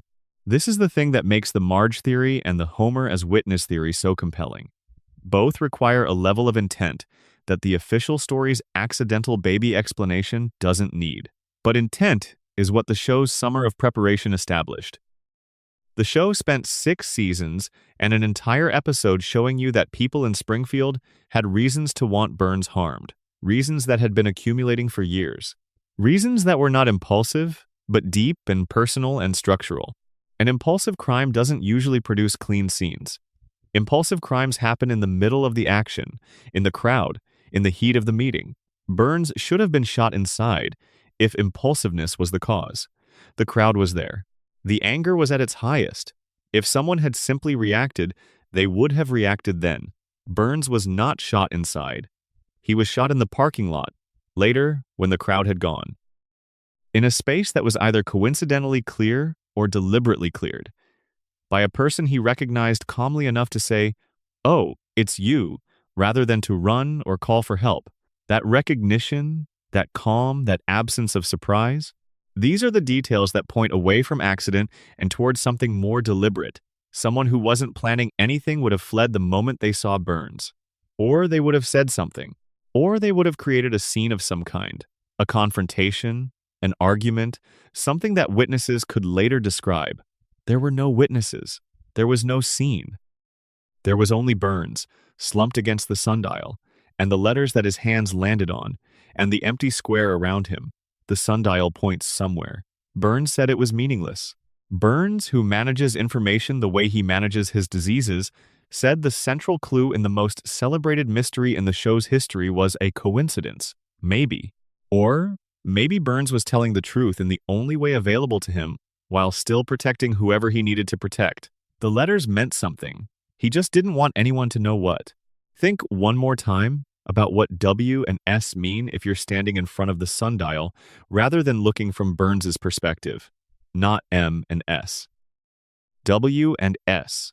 The show tells you to flip your viewpoint, to see it from the shooter's side, from the ground, from the position of someone who has just fallen and whose hands have landed where they landed. From that angle, W becomes M, and the clue reads M, S, Maggie Simpson. But that flip requires accepting the show's instruction to change your perspective. And the show has been, throughout this entire story, unreliable about what perspective serves the truth. If you stand in front of the sundial, reading it the way you would read any public installation, you see W and S, Waylon Smithers, or Waylon something. Or just the letters of someone whose initials happen to be those two letters, which in a town the size of Springfield narrows the field considerably. The show told you to look at it differently. The show told you the original reading was wrong. The show told you Burns fell accidentally, and the letters were coincidence. Burns told you the letters were coincidence, and Burns, as we have established, is a man who manages what he says. Final extended meditation the night Springfield held its breath. Picture the town of Springfield on the night of the shooting, after the meeting and before the ambulance. The sun-blocking machine is running. The sky over Springfield is artificially darkened. The light that should fall freely on this town, intercepted and redirected by a mechanical disc controlled by the richest man in a town that has no shortage of powerful people, but only one who would steal the sun itself. The streets are emptying. The town meeting has dispersed. People are making their way home or to the few bars and diners that are still operating in Springfield's post-Mose economy. The anger from the meeting is dissolving into the evening, the way collective anger always does when the crowd breaks into individuals, and the individuals remember that they have to go home and make dinner and put their children to bed. But some of those individuals are not going home quite yet. Someone is in the parking lot. Maybe more than one person. Burns is walking somewhere that ends at the town's sundial, and before he gets there, he encounters a person he knows. He says, "Oh, it's you." His voice carries whatever tone that greeting carries when you're a century-old billionaire who has just presided over a town meeting that went badly, and you're now walking through a parking lot in the artificial dusk you created. Something happens. Burns goes down. He lands against the sundial, his hands pointing at letters that will be debated for 3 decades. And the night in Springfield continues. The machine keeps running. The streets keep emptying. The ambulance eventually comes. And somewhere in that parking lot, after the sound and the figure of Burns falling, and the weight of what has just happened, someone makes a decision about what to do next.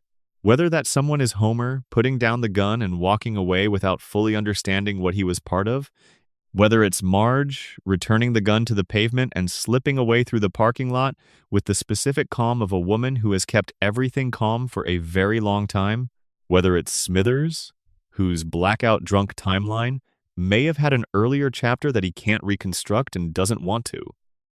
Whether it's someone we've mentioned or someone we haven't thought to look at. Whoever they are, they made a choice, and then they went home. They sat at the table, or on the couch, or wherever it is they sat when the weight of a day settled on them, and they waited for the morning news. The morning news told them what Springfield had decided, and Springfield decided the baby, and they exhaled, very slowly, and they went on. They went on eating breakfast and driving to work and doing the 1,000 small ordinary things that constitute a life in a town like Springfield. They went on watching their children grow, or not grow, since nobody grows in Springfield. They went on buying their electricity from the plant. They went on being part of the community that had decided, collectively and without a formal vote, that the convenient answer was good enough. And the case stayed closed. And Burns came home from the hospital and resumed his treatments and his schemes and his century-long project of maintaining an empire that shouldn't be able to exist. And Homer went back to Sector 7G and ate his donuts and fell asleep at his workstation and occasionally reflected, in whatever fragmented way his damaged cognition allows, on what happened in a parking lot once. What he did or didn't do.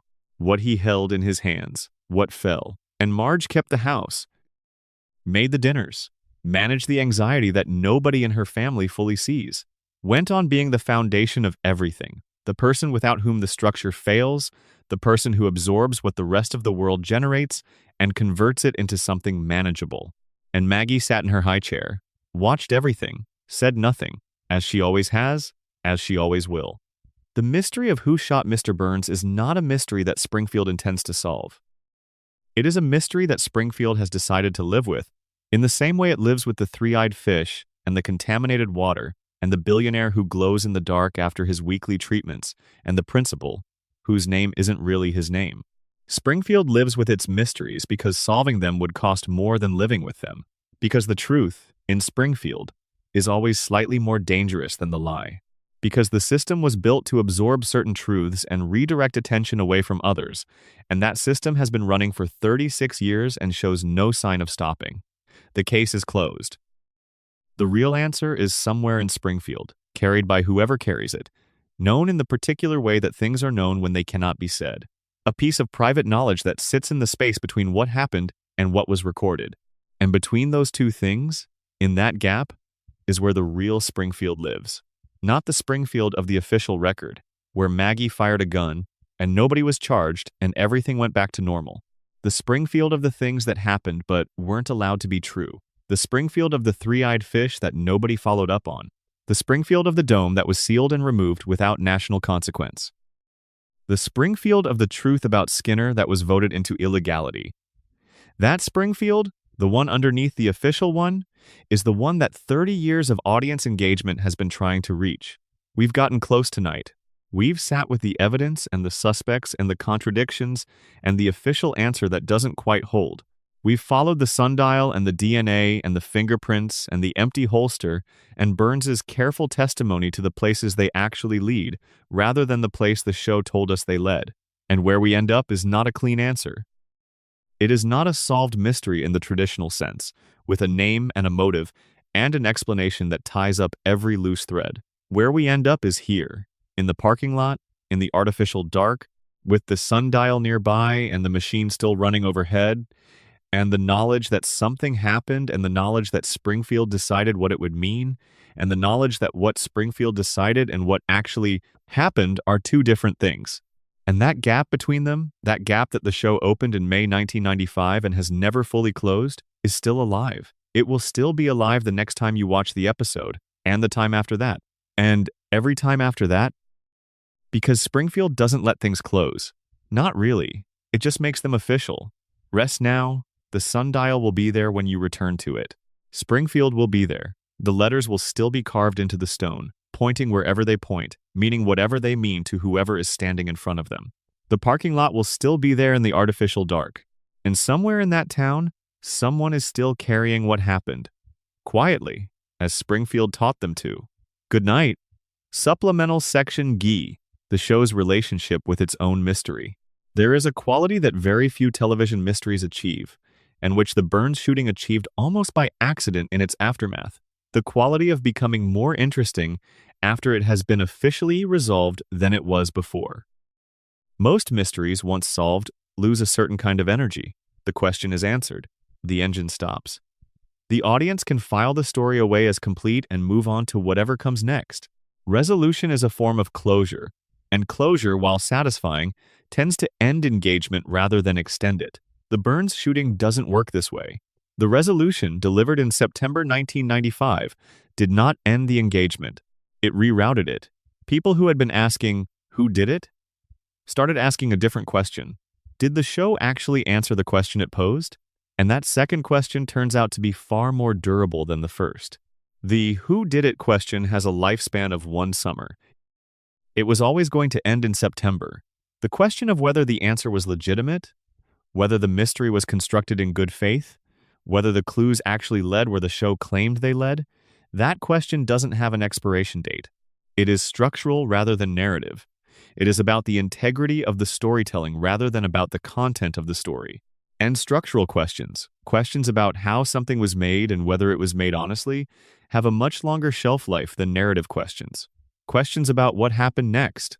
The show's creative team has been navigating the aftermath of this question for 30 years. They have done so with a mix of strategies that, taken together, produce a portrait of a creative group that knows it made a choice and has chosen to live with that choice while never quite committing to defending it.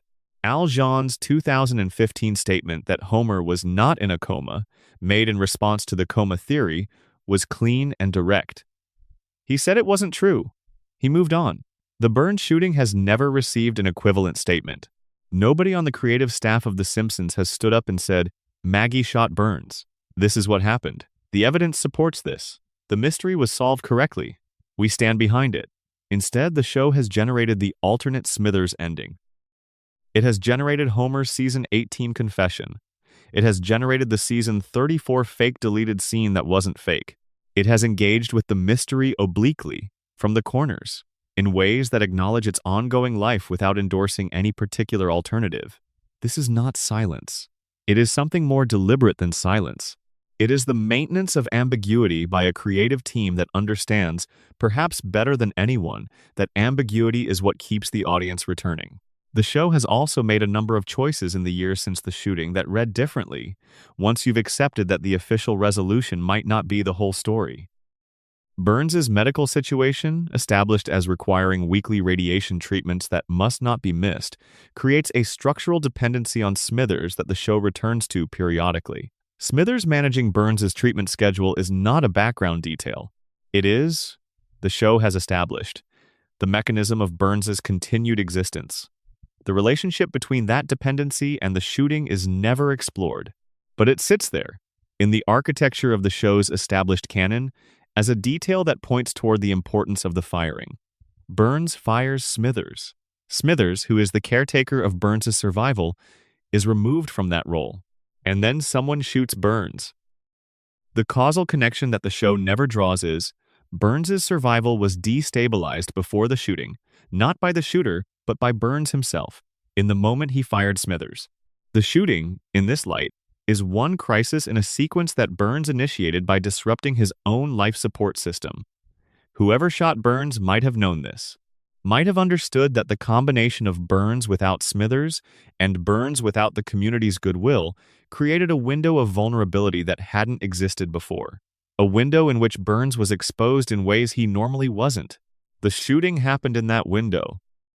Whether the window was deliberately exploited or whether it was coincidental depends on how much intention you want to assign to whoever was in that parking lot.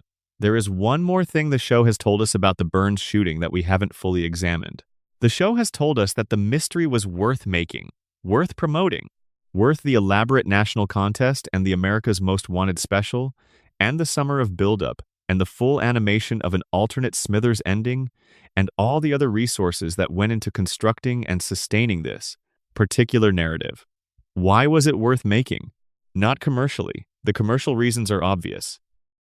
The mystery generated buzz and promotion and audience engagement in a way that standard episode-to-episode storytelling couldn't. Worth making in a deeper sense. Worth making as a piece of storytelling. Worth making as an expression of what the show cared about and what it wanted to do. The mystery was worth making because it was about something. It wasn't just a narrative device to generate summer engagement.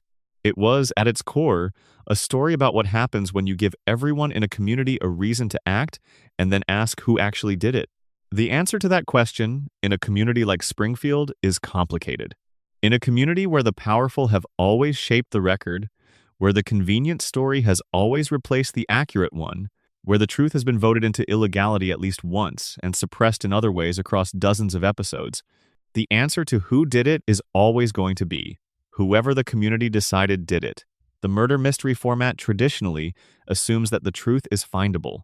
That careful investigation produces correct conclusions, that the guilty party, properly identified, faces consequences. Springfield doesn't work this way. And the Burns shooting mystery was, perhaps intentionally, a demonstration of what happens when you apply the murder mystery format to a community that has always operated by different rules. The mystery was solvable. The community produced an answer. The answer was the community choosing the answer it could live with. That is the resolution. Not Maggie, not Homer, not Marge, not Smithers, Springfield. Springfield is the answer. Springfield chose its story, and Springfield lives inside that story, and Springfield is fine. Springfield is always fine.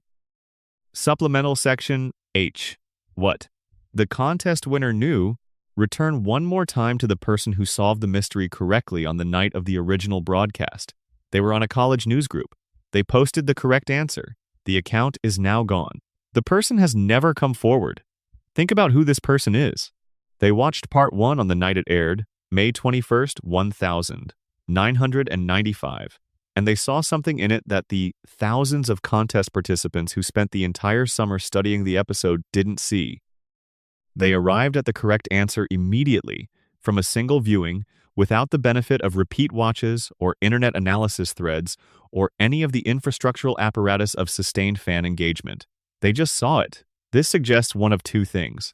Either they were extraordinarily perceptive, the kind of viewer who takes in a visual text with unusual depth and retains details that ordinary viewing misses, or the answer they arrived at wasn't Maggie at all. Bear with me on the second possibility. The show's producers, searching for this person after the contest ended, were looking for someone who had submitted the correct answer, meaning Maggie.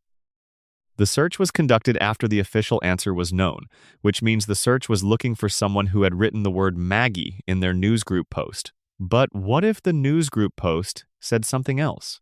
What if the person who correctly solved the mystery solved a different version of it?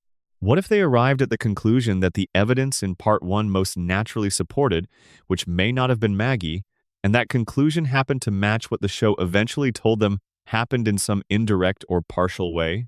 The contest, recall, was not just asking for the name of the shooter. It was asking for the correct answer that could be derived from the clues in part 1. The clues pointed in various directions. The show then chose an answer and claimed the clues pointed there. A viewer who correctly read where the clues actually pointed to a conclusion that was then displaced by the official answer might describe their experience of the resolution as having been right and then having the show disagree with them rather than as having guessed incorrectly. The lost contest winner might not have guessed Maggie. They might have guessed someone else, someone whose name is consistent with the letters M and S or W and S depending on your perspective, someone the official investigation never seriously pursued. And they might have been confirmed correct by the show's resolution in a way that they, alone of all the viewers, understood. This is why the person never came forward. The invitation was extended, repeatedly and publicly. You solved the mystery. The producers want to reward you. Come forward. But if the person had solved a different mystery, a mystery that the show then closed rather than answered, coming forward would mean claiming a prize under terms that don't match what they actually did. It would mean saying, I solved it, when what they actually did was see through it to something the show wasn't admitting. You don't claim a prize for correctly identifying that the official answer is wrong. You just hold on to what you saw and you don't say anything.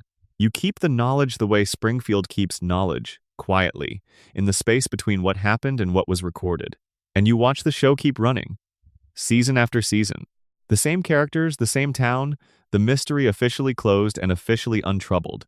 And supplemental section. The legacy of the mystery. It's worth, as we near the end of this long night in Springfield, spending a moment thinking about what this mystery has meant for the show as an institution. The Simpsons is the longest-running animated series in American television history. It has outlasted predictions of its own demise for decades.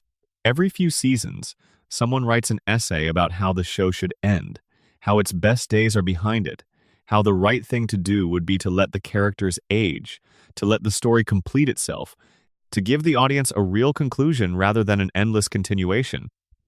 The show keeps running. It keeps not ending. And the floating timeline, The eternal present in which Bart is always 10 and Lisa is always 8 and nobody ages and nothing changes is the mechanism by which it keeps running. But the mystery of who shot Mr. Burns exists in permanent tension with that floating timeline. It is a moment of specificity, of actual irreversible event, in a show that is otherwise structured around the absence of permanent consequence. Something happened that night in the parking lot. Burns was shot. That happened. It cannot unhappen. The show resolved it in a way that minimized the permanence of the event. Burns recovered. Nobody was charged. Life went on. The event was absorbed into the eternal present without leaving a mark. But the mark is there. It just isn't visible in the official record. The mystery of who shot Mr. Burns is the show's most honest moment. Not because it produced a correct answer, because it produced a question that the show's mechanisms of resolution could not fully absorb. The floating timeline can handle most things. It can handle disasters and revelations and character deaths and political events. It can handle all of them, because the next episode simply begins without them. The slate is wiped, Springfield continues. But the Burns shooting can't quite be wiped in the same way. The alternate endings are still out there. The season 18 confession is still in the record. The contest is still in the record, with its no winners and its missing solver. The fake deleted scene is still there, having been made and shown and called a hoax by a show that doesn't call its own content hoaxes. The mystery-generated artifacts that the timeline can't absorb. And those artifacts are the evidence that something about this particular event is different from other events in Springfield's history.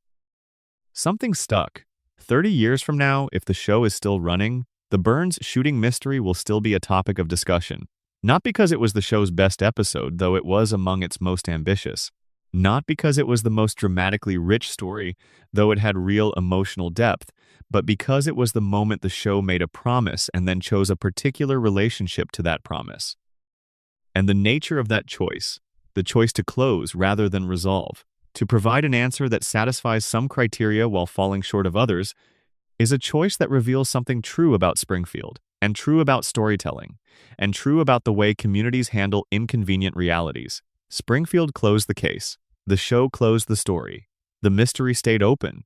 And it will stay open for as long as there are people willing to sit in the dark and think about a parking lot in a fictional town and ask, wait, does this actually add up?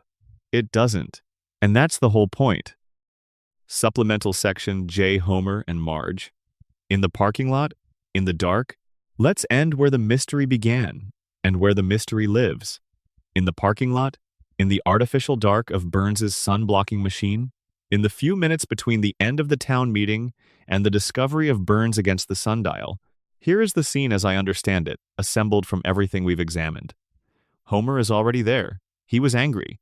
He left the meeting early, or slipped out during the chaos of Burns activating the machine, and found himself in the parking lot before the crowd dispersed. He found the gun on the ground, already displaced from Burns's holster by an earlier interaction, or by Burns's own agitation during the meeting. He picked it up. He turned it over in his hands. He thought about Burns. He thought about the name Burns couldn't remember. He thought about his friends who'd lost their bar, his kids who'd lost their school, his father whose home had been shaken loose from its foundation. He held the gun, and then Marge found him. This is the detail that the show never shows you, because the show doesn't show you most of what actually happens in Springfield. It shows you the before and the after. It shows you the setup and the consequences. The thing that happens between those poles is often left in the dark. Marge found Homer in the parking lot, holding a gun, in the artificial dark. And she understood, in the way that Marge always understands things before they've been explained to her, what was about to happen, what had almost happened, what Homer was considering. And then Burns appeared. He said, "Oh, it's you." He was not speaking to Homer, whose name he cannot remember and whose face he barely retains. He was speaking to Marge, whose face he has been carrying in his memory since the days when she worked at the plant, and he fixated on her with the focused attention of a man who is accustomed to acquiring what he wants. He was walking toward them, the casual confidence of a man who has never faced a consequence he couldn't buy his way out of, and something shifted. Whether it was Homer, finally, the accumulated weight of a lifetime of invisible labor for a man who couldn't remember his name finding its limit in this moment. Whether it was Marge, The accumulated weight of watching everything she'd built be systematically stripped away by this one man's indifference, finding its answer in the gun that was suddenly right there. Whether it was some version of both of them, a transfer in the dark, a decision made in the fraction of a second between what was possible and what was done, the gun went off. Burns fell. And whoever was holding the gun put it down. And they looked at each other or didn't look at each other. And they understood, in the instant before the practical consequences of what had just happened began to present themselves, something about each other that they had not quite understood before. And then they did what people do after something changes permanently. They walked away from the parking lot. They walked back toward the life they'd always had, toward the house on Evergreen Terrace and the children sleeping inside it, and the tomorrow that they hadn't known, until this moment, they would still be there to have. Burns was found. The ambulance came. The investigation began. Homer's fingerprints were on the gun, because they were. They had always been on the gun. He had held it. He had stood there with it in his hands. A Simpsons eyelash was on Burns's suit. Because they had been close enough, Homer or Marge or both, that it had transferred. And Burns woke up, eventually, and looked around the hospital room, and made his choice. He named Maggie. Maggie, who had been in the parking lot at some point. Maggie, who was there, who had been present in some capacity that Burns could incorporate into his account without technically lying if you allow him enough flexibility in what he means by what he says. Maggie, who could not be prosecuted. Maggie, who could not contradict the account. Maggie, who was the cleanest possible answer to a question that Burns had every reason to close as quickly and as quietly as he could. The case was closed. Homer and Marge went home, Maggie went to her high chair, and Springfield went back to normal. This is the story I believe happened. Not as the definitive truth which the show will never provide and which the evidence cannot conclusively support, but as the story that fits the evidence most completely, that explains the physical details and the character behaviors, and the official resolution, and the season 18 confession, and the final scene of Maggie alone in the room all at once, without requiring any individual piece to mean something other than what it naturally means. Homer was there. Marge was there. Burns said, "Oh, it's you," to someone he recognized. A gun that had already left the holster was used. Someone fired it. Burns named the person who couldn't be charged. That behind the able. What it cost, and what it means, and what it made of the people who were in that parking lot that night is the rest of the story. The one that lives in the space between episodes. The one that the floating timeline preserves in amber, unchanging, always the same summer of 1995, always the same parking lot, always the same artificial dark, always the same question, always the same family. They are still there, Homer and Marge. 36 years later, the same age as they were when this happened, because Springfield doesn't let time pass, and Springfield doesn't let the truth surface, and Springfield doesn't let the things that happened in parking lots become the things that are acknowledged in daylight. Homer still works at the plant. He still eats the donuts. He still falls asleep at his workstation. He still, occasionally, in throwaway moments that the show dresses as jokes, tells you what he knows. And Marge still keeps the house, still makes the dinners, still holds the structure together with the specific competence of someone who has always understood that the structure is her responsibility, that the alternative to her holding it is the whole thing coming apart.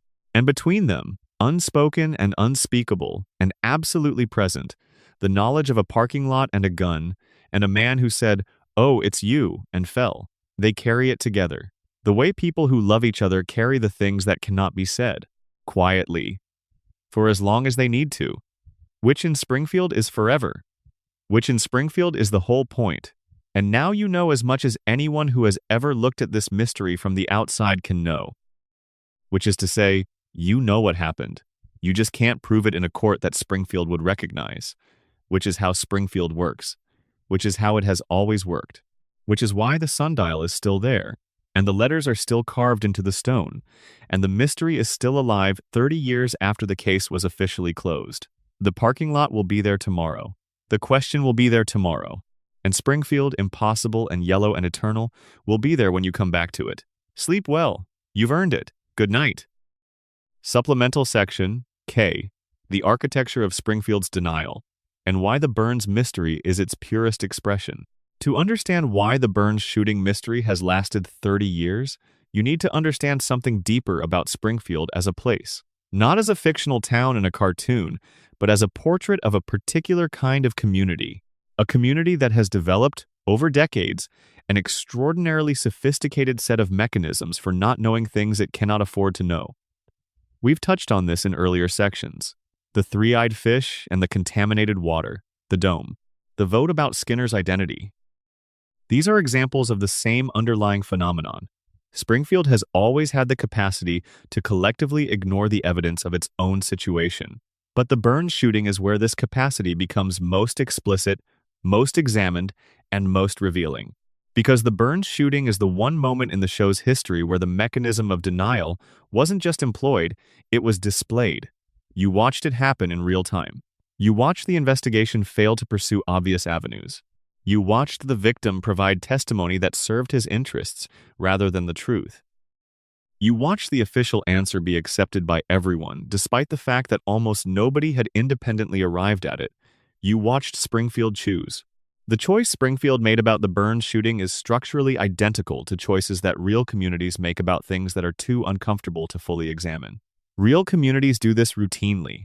Small towns in particular have a capacity for collective blindness that researchers and journalists have documented extensively. The pattern is consistent across very different kinds of communities and very different kinds of uncomfortable truths.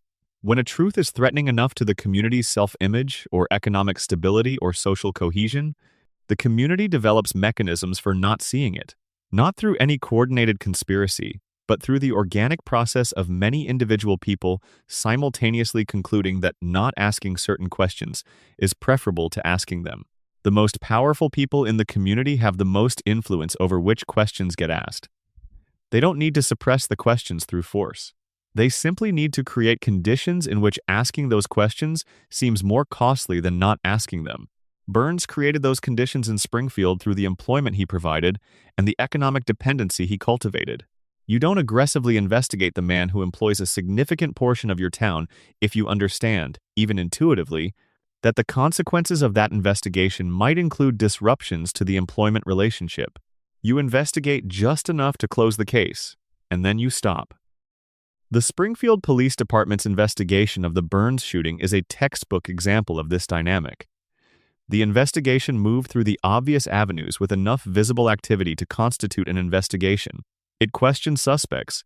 It gathered evidence. It reached conclusions. And then, when Burns provided testimony that let the investigation close without implicating anyone who mattered, it closed.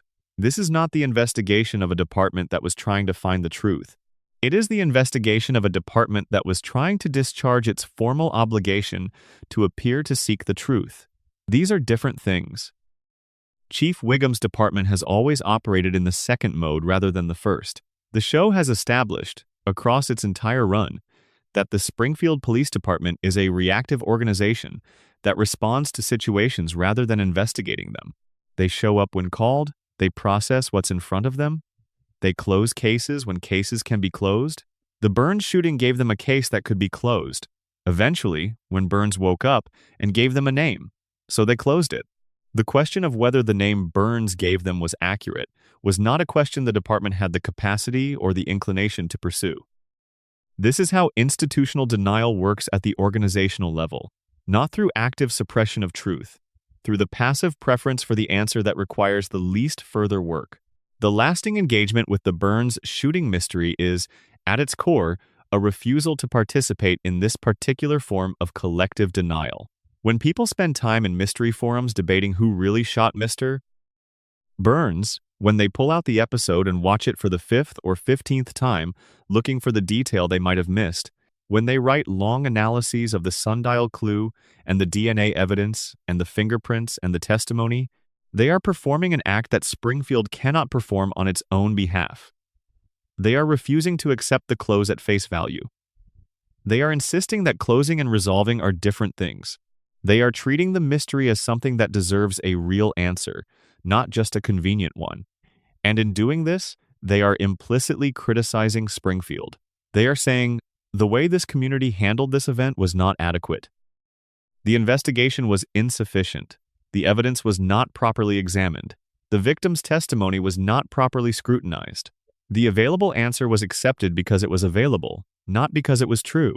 This criticism is not directed at a fictional town or a cartoon show. It is directed at the pattern that Springfield embodies. The pattern of communities that find convenient answers and call them true.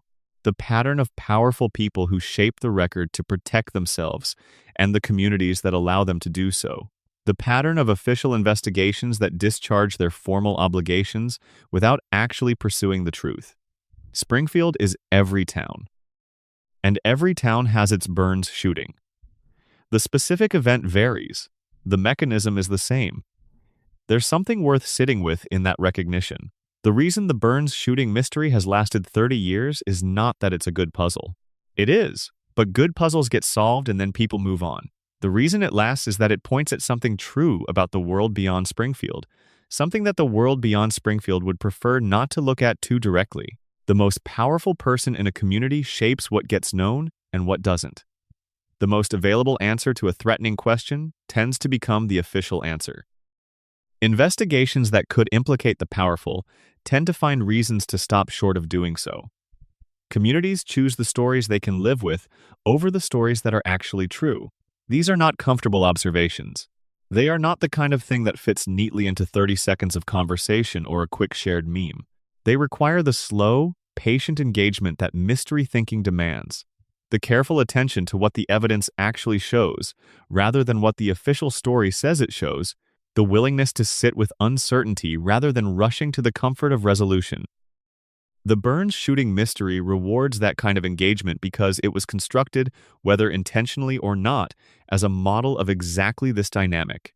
Every element of the mystery, from the insufficient clues to the convenient testimony to the contest that nobody won, is a demonstration of how the mechanism of official truth-making works and why it sometimes produces answers that don't match reality.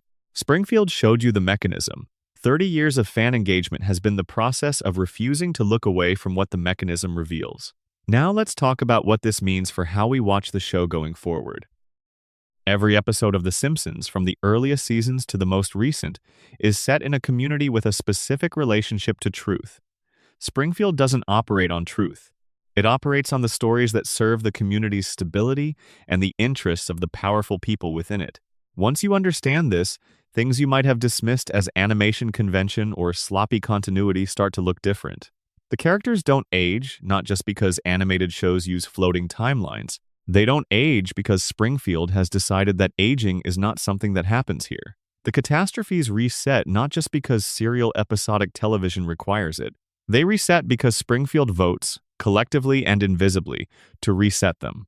The Burns shooting is the episode that made this mechanism visible. It showed you the vote. It showed you the deliberate construction of the official story. It showed you the mechanism that operates invisibly in every other episode.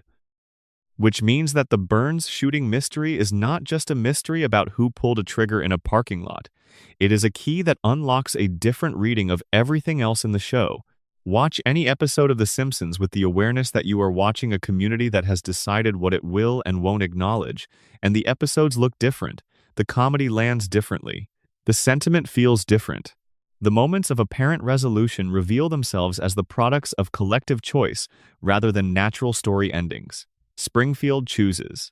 In every episode, Springfield chooses what its reality will be. And the Burns shooting is the one time you gotta watch it make that choice in real time, with full awareness that a choice was being made. There's a word for communities that operate this way. Not an insulting word, a descriptive one. Communities that have developed strong collective mechanisms for managing what gets acknowledged and what doesn't are sometimes called high-context communities. They have elaborate, unspoken agreements about how reality is to be processed and presented. Springfield is a high-context community taken to an extreme. The unspoken agreements are so pervasive and so deeply held that they can't be discussed. They can only be demonstrated through behavior, through what gets addressed and what gets passed over, through what investigations pursue and what they stop short of. The unspoken agreement about the Burns shooting is, we will not look at this too closely. We will accept the available answer. We will behave as though the case is resolved. And we will move on. Everyone in Springfield holds to this agreement. Homer, who carries the memory in a form he can't quite distinguish from guilt, Marge, who carries it in the form of silence and the specific calm of someone who has made peace with something that required peace. Maggie, who carries it in those unblinking eyes and that pacifier that sometimes moves in ways that aren't quite accidental. Burns, who carries it in the form of a carefully managed testimony. The town, which carries it in the form of every other catastrophe that has been processed and set aside. They all hold to the agreement. And you, watching, are not bound by it. You are outside the community. You are not a Springfield resident. The collective management of what gets acknowledged doesn't include you. You can look at the evidence and refuse to accept the convenient answer. You can say, the sundial pointed somewhere. The "oh, it's you" meant someone. The empty holster had a story. The fingerprints on the gun were not just Homer's. And the baby who reenacted a trigger pull alone in an empty room, after checking that nobody was watching, is not just a comedic button. You can say all of that. And Springfield can't vote to make you illegal. You're not Springfield's citizen. You're its audience. And the audience, unlike the characters, gets to see the whole picture. There is a tradition in storytelling, stretching back far before television, of mysteries that are not meant to be solved. Mysteries that exist not to be closed but to be inhabited. The question that a community carries forward without answering, because the act of carrying it is itself important. Because the ongoing attention the unanswered question demands is a form of engagement with something real that the answered question would release you from. The Burns shooting mystery belongs to this tradition. It is not a bad mystery that failed to deliver a satisfying answer. It is a mystery that understood, at some level, that its real value was in the carrying, in the collective attention it generates, in the ongoing conversation between the text and its audience about what questions deserve pursuit and what answers deserve scrutiny. The show gave you the mystery. The show gave you an answer. The answer doesn't fully hold. And the gap between the answer and the truth is the space where Springfield is most fully itself. A community that has chosen its story and is living inside it, while the real story waits somewhere underneath, patient and unacknowledged in the dark. You have spent a long time in that dark tonight. You have been in Springfield, in the parking lot, in the meeting hall, in the hospital room where Burns made his choice. You have been inside the evidence and the testimony and the alternate endings and the contest that nobody won. You have been with Homer and Marge and Maggie and Smithers and all the other people who had reasons to want that parking lot to produce a different outcome. And you have arrived, probably, not at certainty, but at something more honest than certainty. A clear-eyed understanding of what the evidence shows and what it doesn't, what the official answer requires you to accept, and why that acceptance is harder to give than the show pretends. The mystery is still open. It will always be open. Springfield will never resolve it, because Springfield cannot afford to. The community is built on the foundation that the convenient answer is good enough, and pulling that foundation loose would threaten structures that everyone in Springfield depends on. But you can sit with the real question. You can hold it the way Springfield can't. You can carry it the way Maggie carries it, quietly, behind the eyes, patient. What happened in that parking lot? Someone made a decision. Burns fell. Springfield chose its story. And the truth, as it always does in Springfield, went underground. But it's still there, still warm, still waiting for the moment when it can finally surface and say what it's been holding back since May 1995. Not yet, but maybe someday. Springfield keeps its secrets well, but secrets, like everything else in Springfield, are ultimately on a floating timeline. And timelines, even floating ones, eventually have to land somewhere. When yours does, when morning comes and the mystery relaxes its hold on the part of your mind that was following it tonight, carry one thing with you. The sundial is still there. The letters are still carved into the stone. And someone somewhere in Springfield knows exactly what they mean. Sleep now. The question will wait. It always has. Good night. Supplemental section, L. Every character's inner life on the night of the shooting.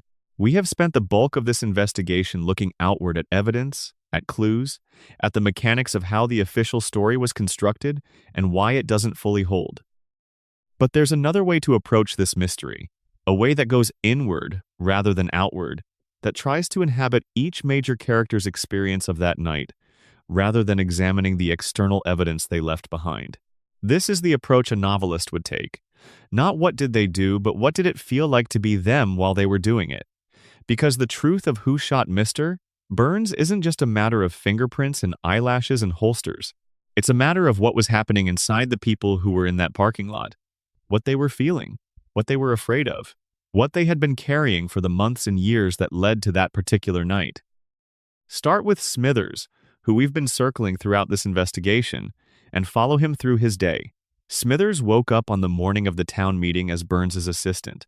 He had a schedule, a purpose, a role, the role that defined him, that organized his time and his attention and his sense of his own worth. He woke up as the person who made Burns's existence functional, and that role, however asymmetrical, the relationship that generated it, gave him something to be. He went through the morning performing that function, arranging the day, managing the communications, keeping the elaborate machinery of Burns's life operating on its precise schedule. And then, somewhere in the day, the firing happened.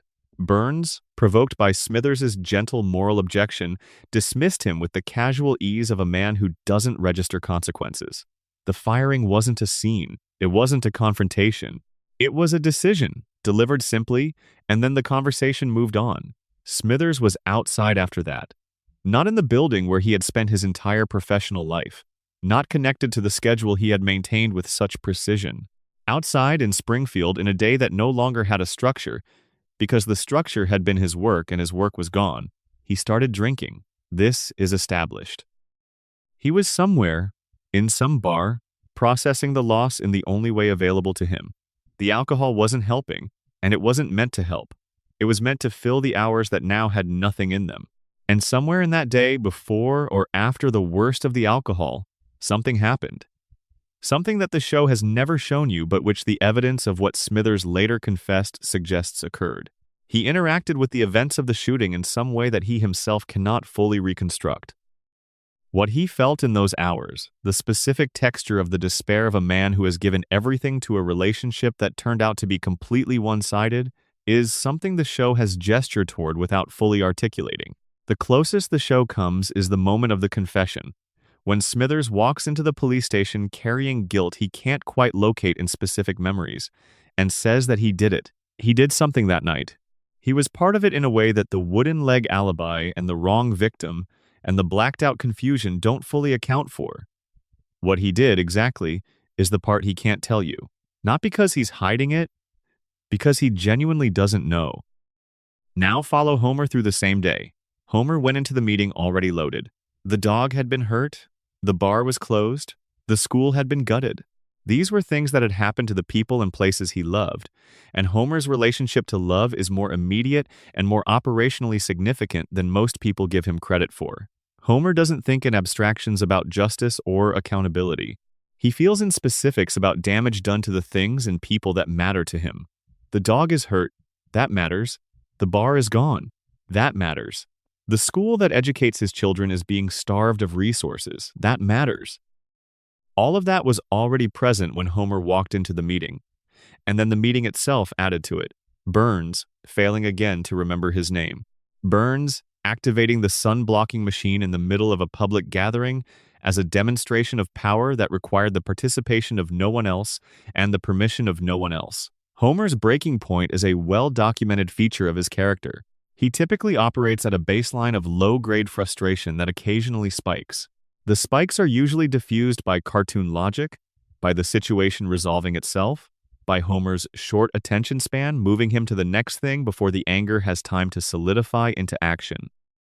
But on the night of the shooting, the spike didn't resolve. The anger didn't diffuse. And Homer, instead of making his way home, found himself in the parking lot. What he felt there, standing with a gun in his hands in the artificial dark, is something the show has never examined. Not in the 2 parts of the shooting arc. Not in the year since. Not even in the season 18 confession, which is delivered with the flatness of something that has been compressed by time and cognitive wear into a single declarative statement stripped of feeling. But the feeling was there once. It had to have been. A man doesn't stand in a parking lot holding a gun without something happening in him. Something larger than a momentary decision. Something that feels, in the moment, like the only thing that makes sense to do with everything that has accumulated. Whether Homer discharged the gun or handed it to someone else or set it down and walked away, the feeling that produced the act or the near act is real. And that feeling is the part of this mystery that the official investigation never thought to ask about. Because official investigations ask what happened, not what it felt like to be there when it happened. And the feeling is sometimes the truest record of the event, more accurate than the fingerprints and the eyelashes and the sundial letters, because feeling doesn't lie in the same way that evidence can be arranged to lie. Now follow Marge. Marge's experience of that day is the one the show has most consistently elided. The show loves Marge. It often doesn't look at her. It places her in scenes and gives her lines and shows her worrying and managing and absorbing and supporting.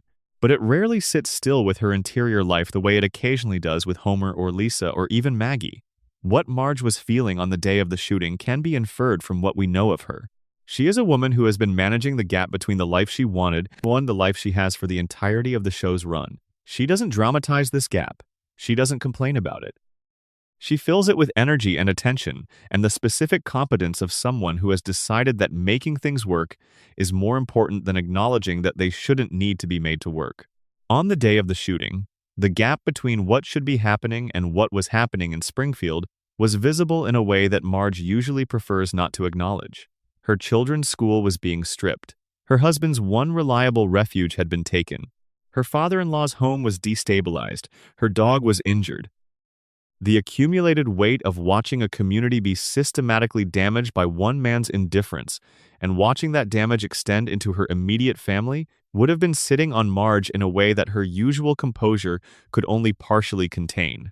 She was at the meeting. She heard Burns activate the machine. She saw the town in which she had built her life being held hostage by a man who would always have more resources than the hostage could muster.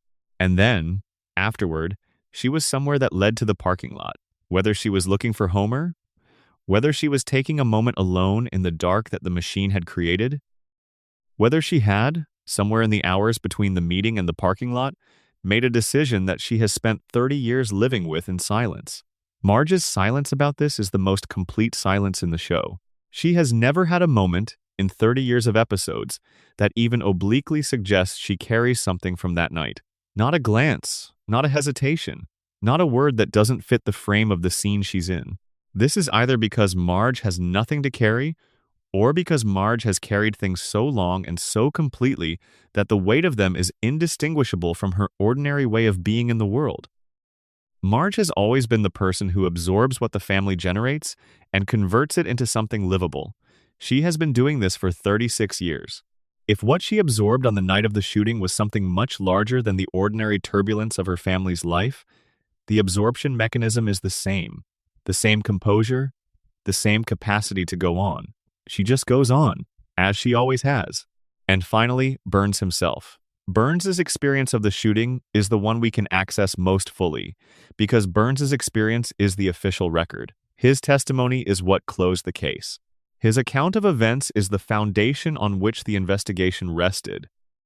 But what Burns felt in the parking lot, before the gun went off and after, is a different thing from what Burns later said.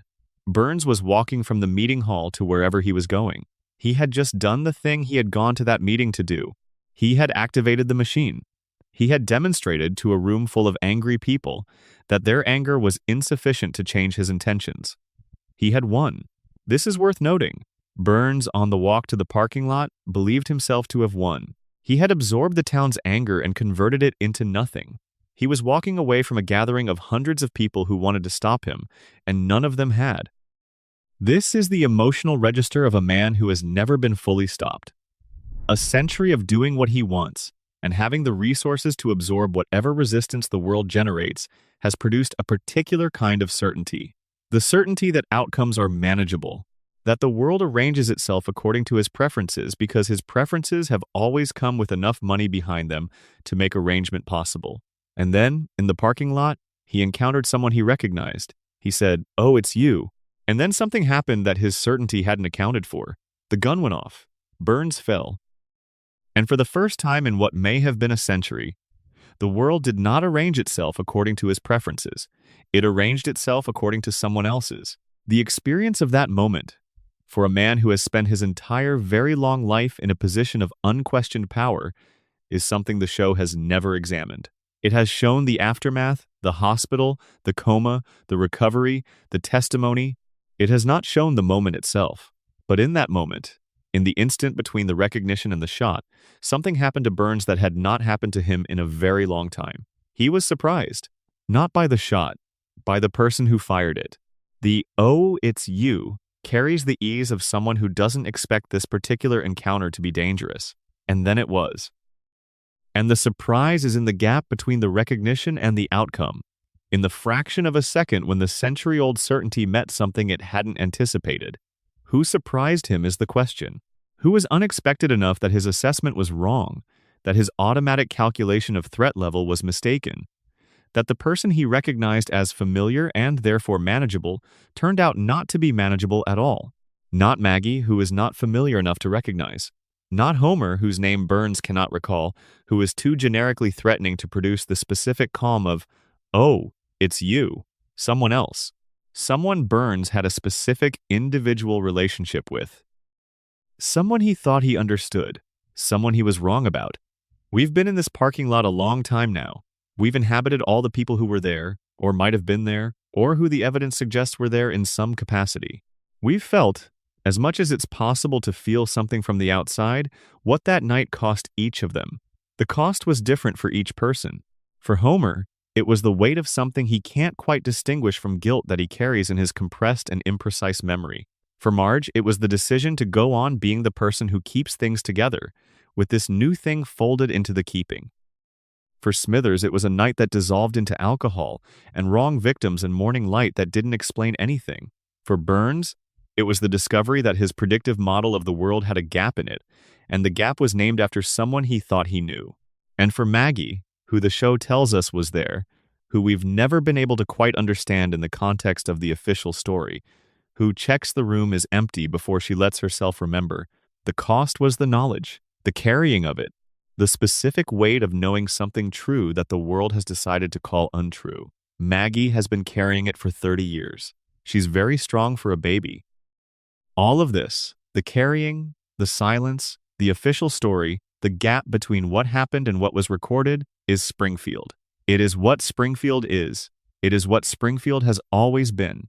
A community that chose its conveniences over its truths, that built a functioning social reality on the foundation of what people agreed not to look at, and that has been running on that foundation for 36 years without it crumbling.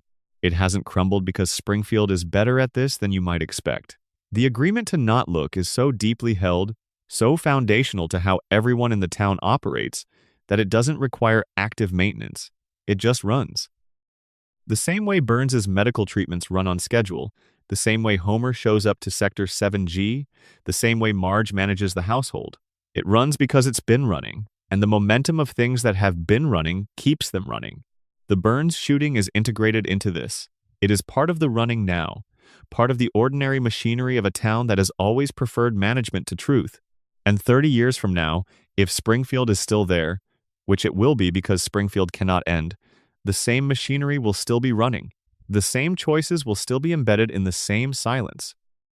The same sundial will be in the same town square with the same letters carved into it, and the same story officially on the record about what they mean.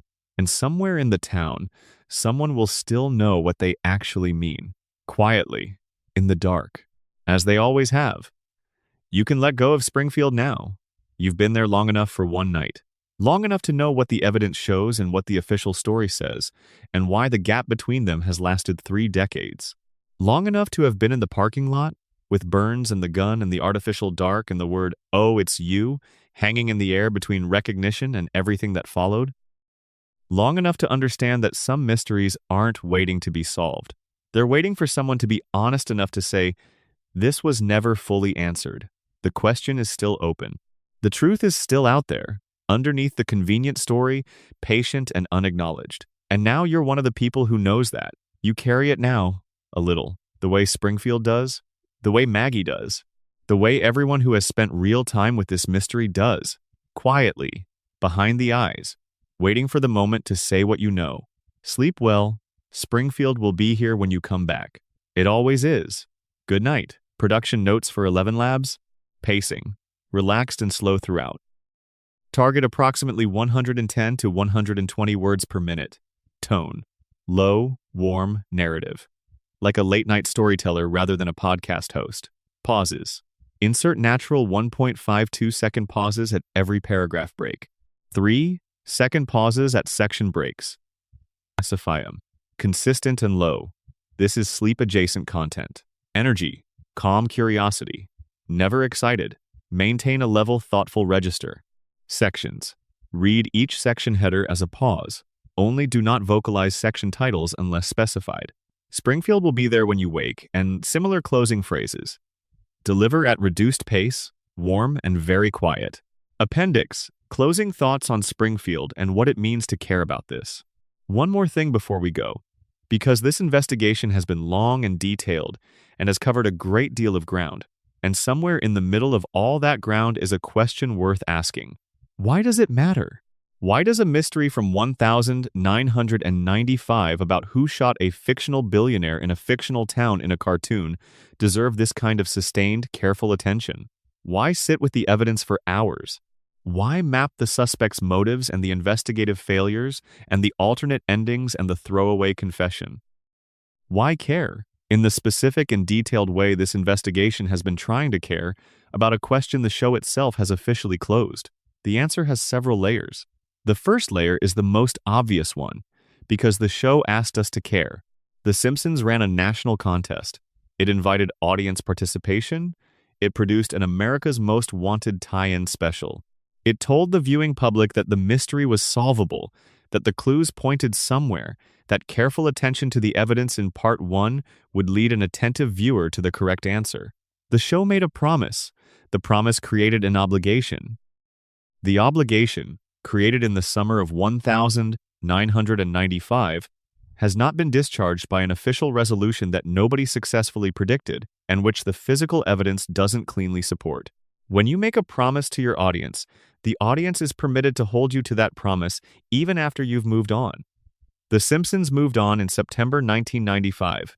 Some of its audience has never quite moved on with it because the promise was made and the terms of the promise haven't been satisfied. Caring about this mystery is honoring the original invitation. The show asked us in. The show said, look closely. The show said, this is solvable.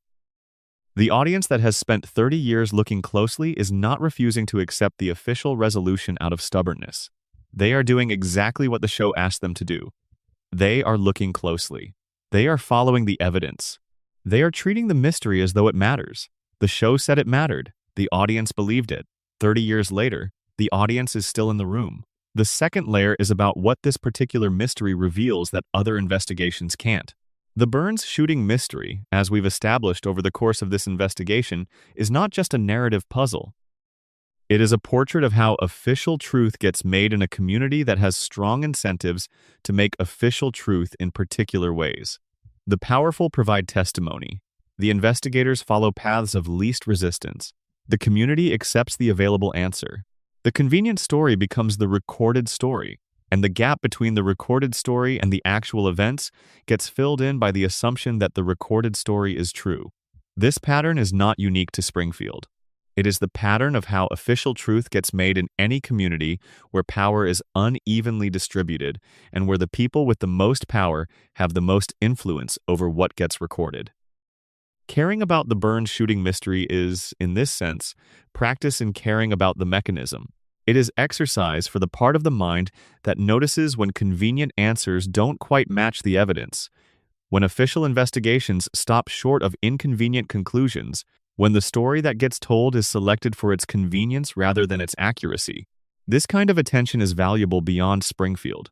The people who care about the Burns shooting mystery are people who have, in the process of caring, developed a particular way of looking at official narratives, a skepticism that is grounded in evidence, a patience with complexity that the desire for closure sometimes overwhelms, a willingness to hold two things simultaneously, the official version of events and the awareness that the official version was chosen.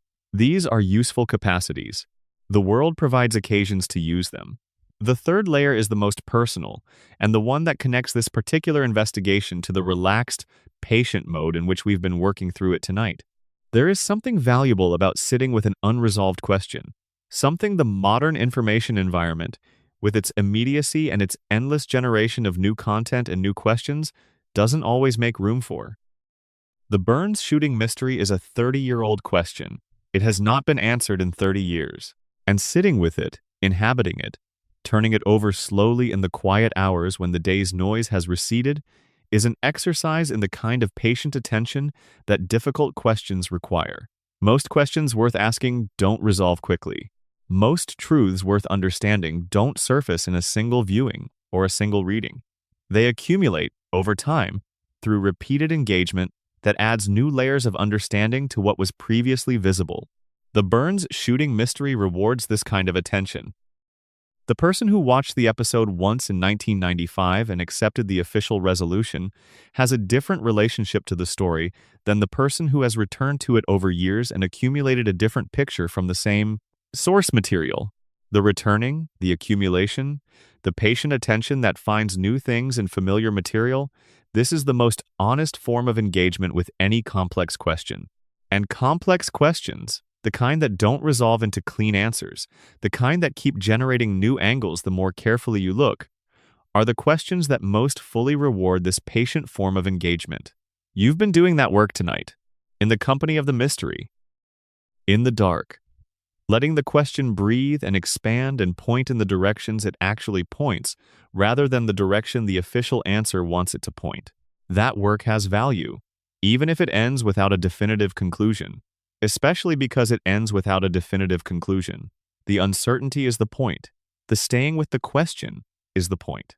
The refusal to let the convenient answer substitute for the actual answer is the point. And the actual answer is still out there, somewhere in Springfield, somewhere in the parking lot in the artificial dark, somewhere behind Maggie's eyes, somewhere in the casual confession that Homer has made once and the show has never followed up on. Somewhere in the careful management of Burns's testimony, the truth is still there. You just have to be willing to stay with the question long enough to get close to it. Tonight, you stayed. You were in Springfield for a long time, longer than most visits, longer than an episode, long enough to understand the difference between what the show told you and what the evidence shows you, long enough to develop your own relationship to the question rather than accepting the official relationship the show prescribed. That's the work. You did it. And the mystery, which has been alive for 30 years and will be alive for 30 more, is slightly better understood for the attention you gave it tonight. Carry that with you, into sleep, into tomorrow. Into the next time you find yourself watching the episode again, with different eyes than you had before. Springfield is waiting. The sundial is still there. The letters are still carved into the stone. And somewhere in that town, the truth is waiting too. Patient, as it always has been. As it will continue to be, for as long as the show runs and the question lives and someone somewhere is still willing to ask it. Good night. Sleep well. You've earned the rest.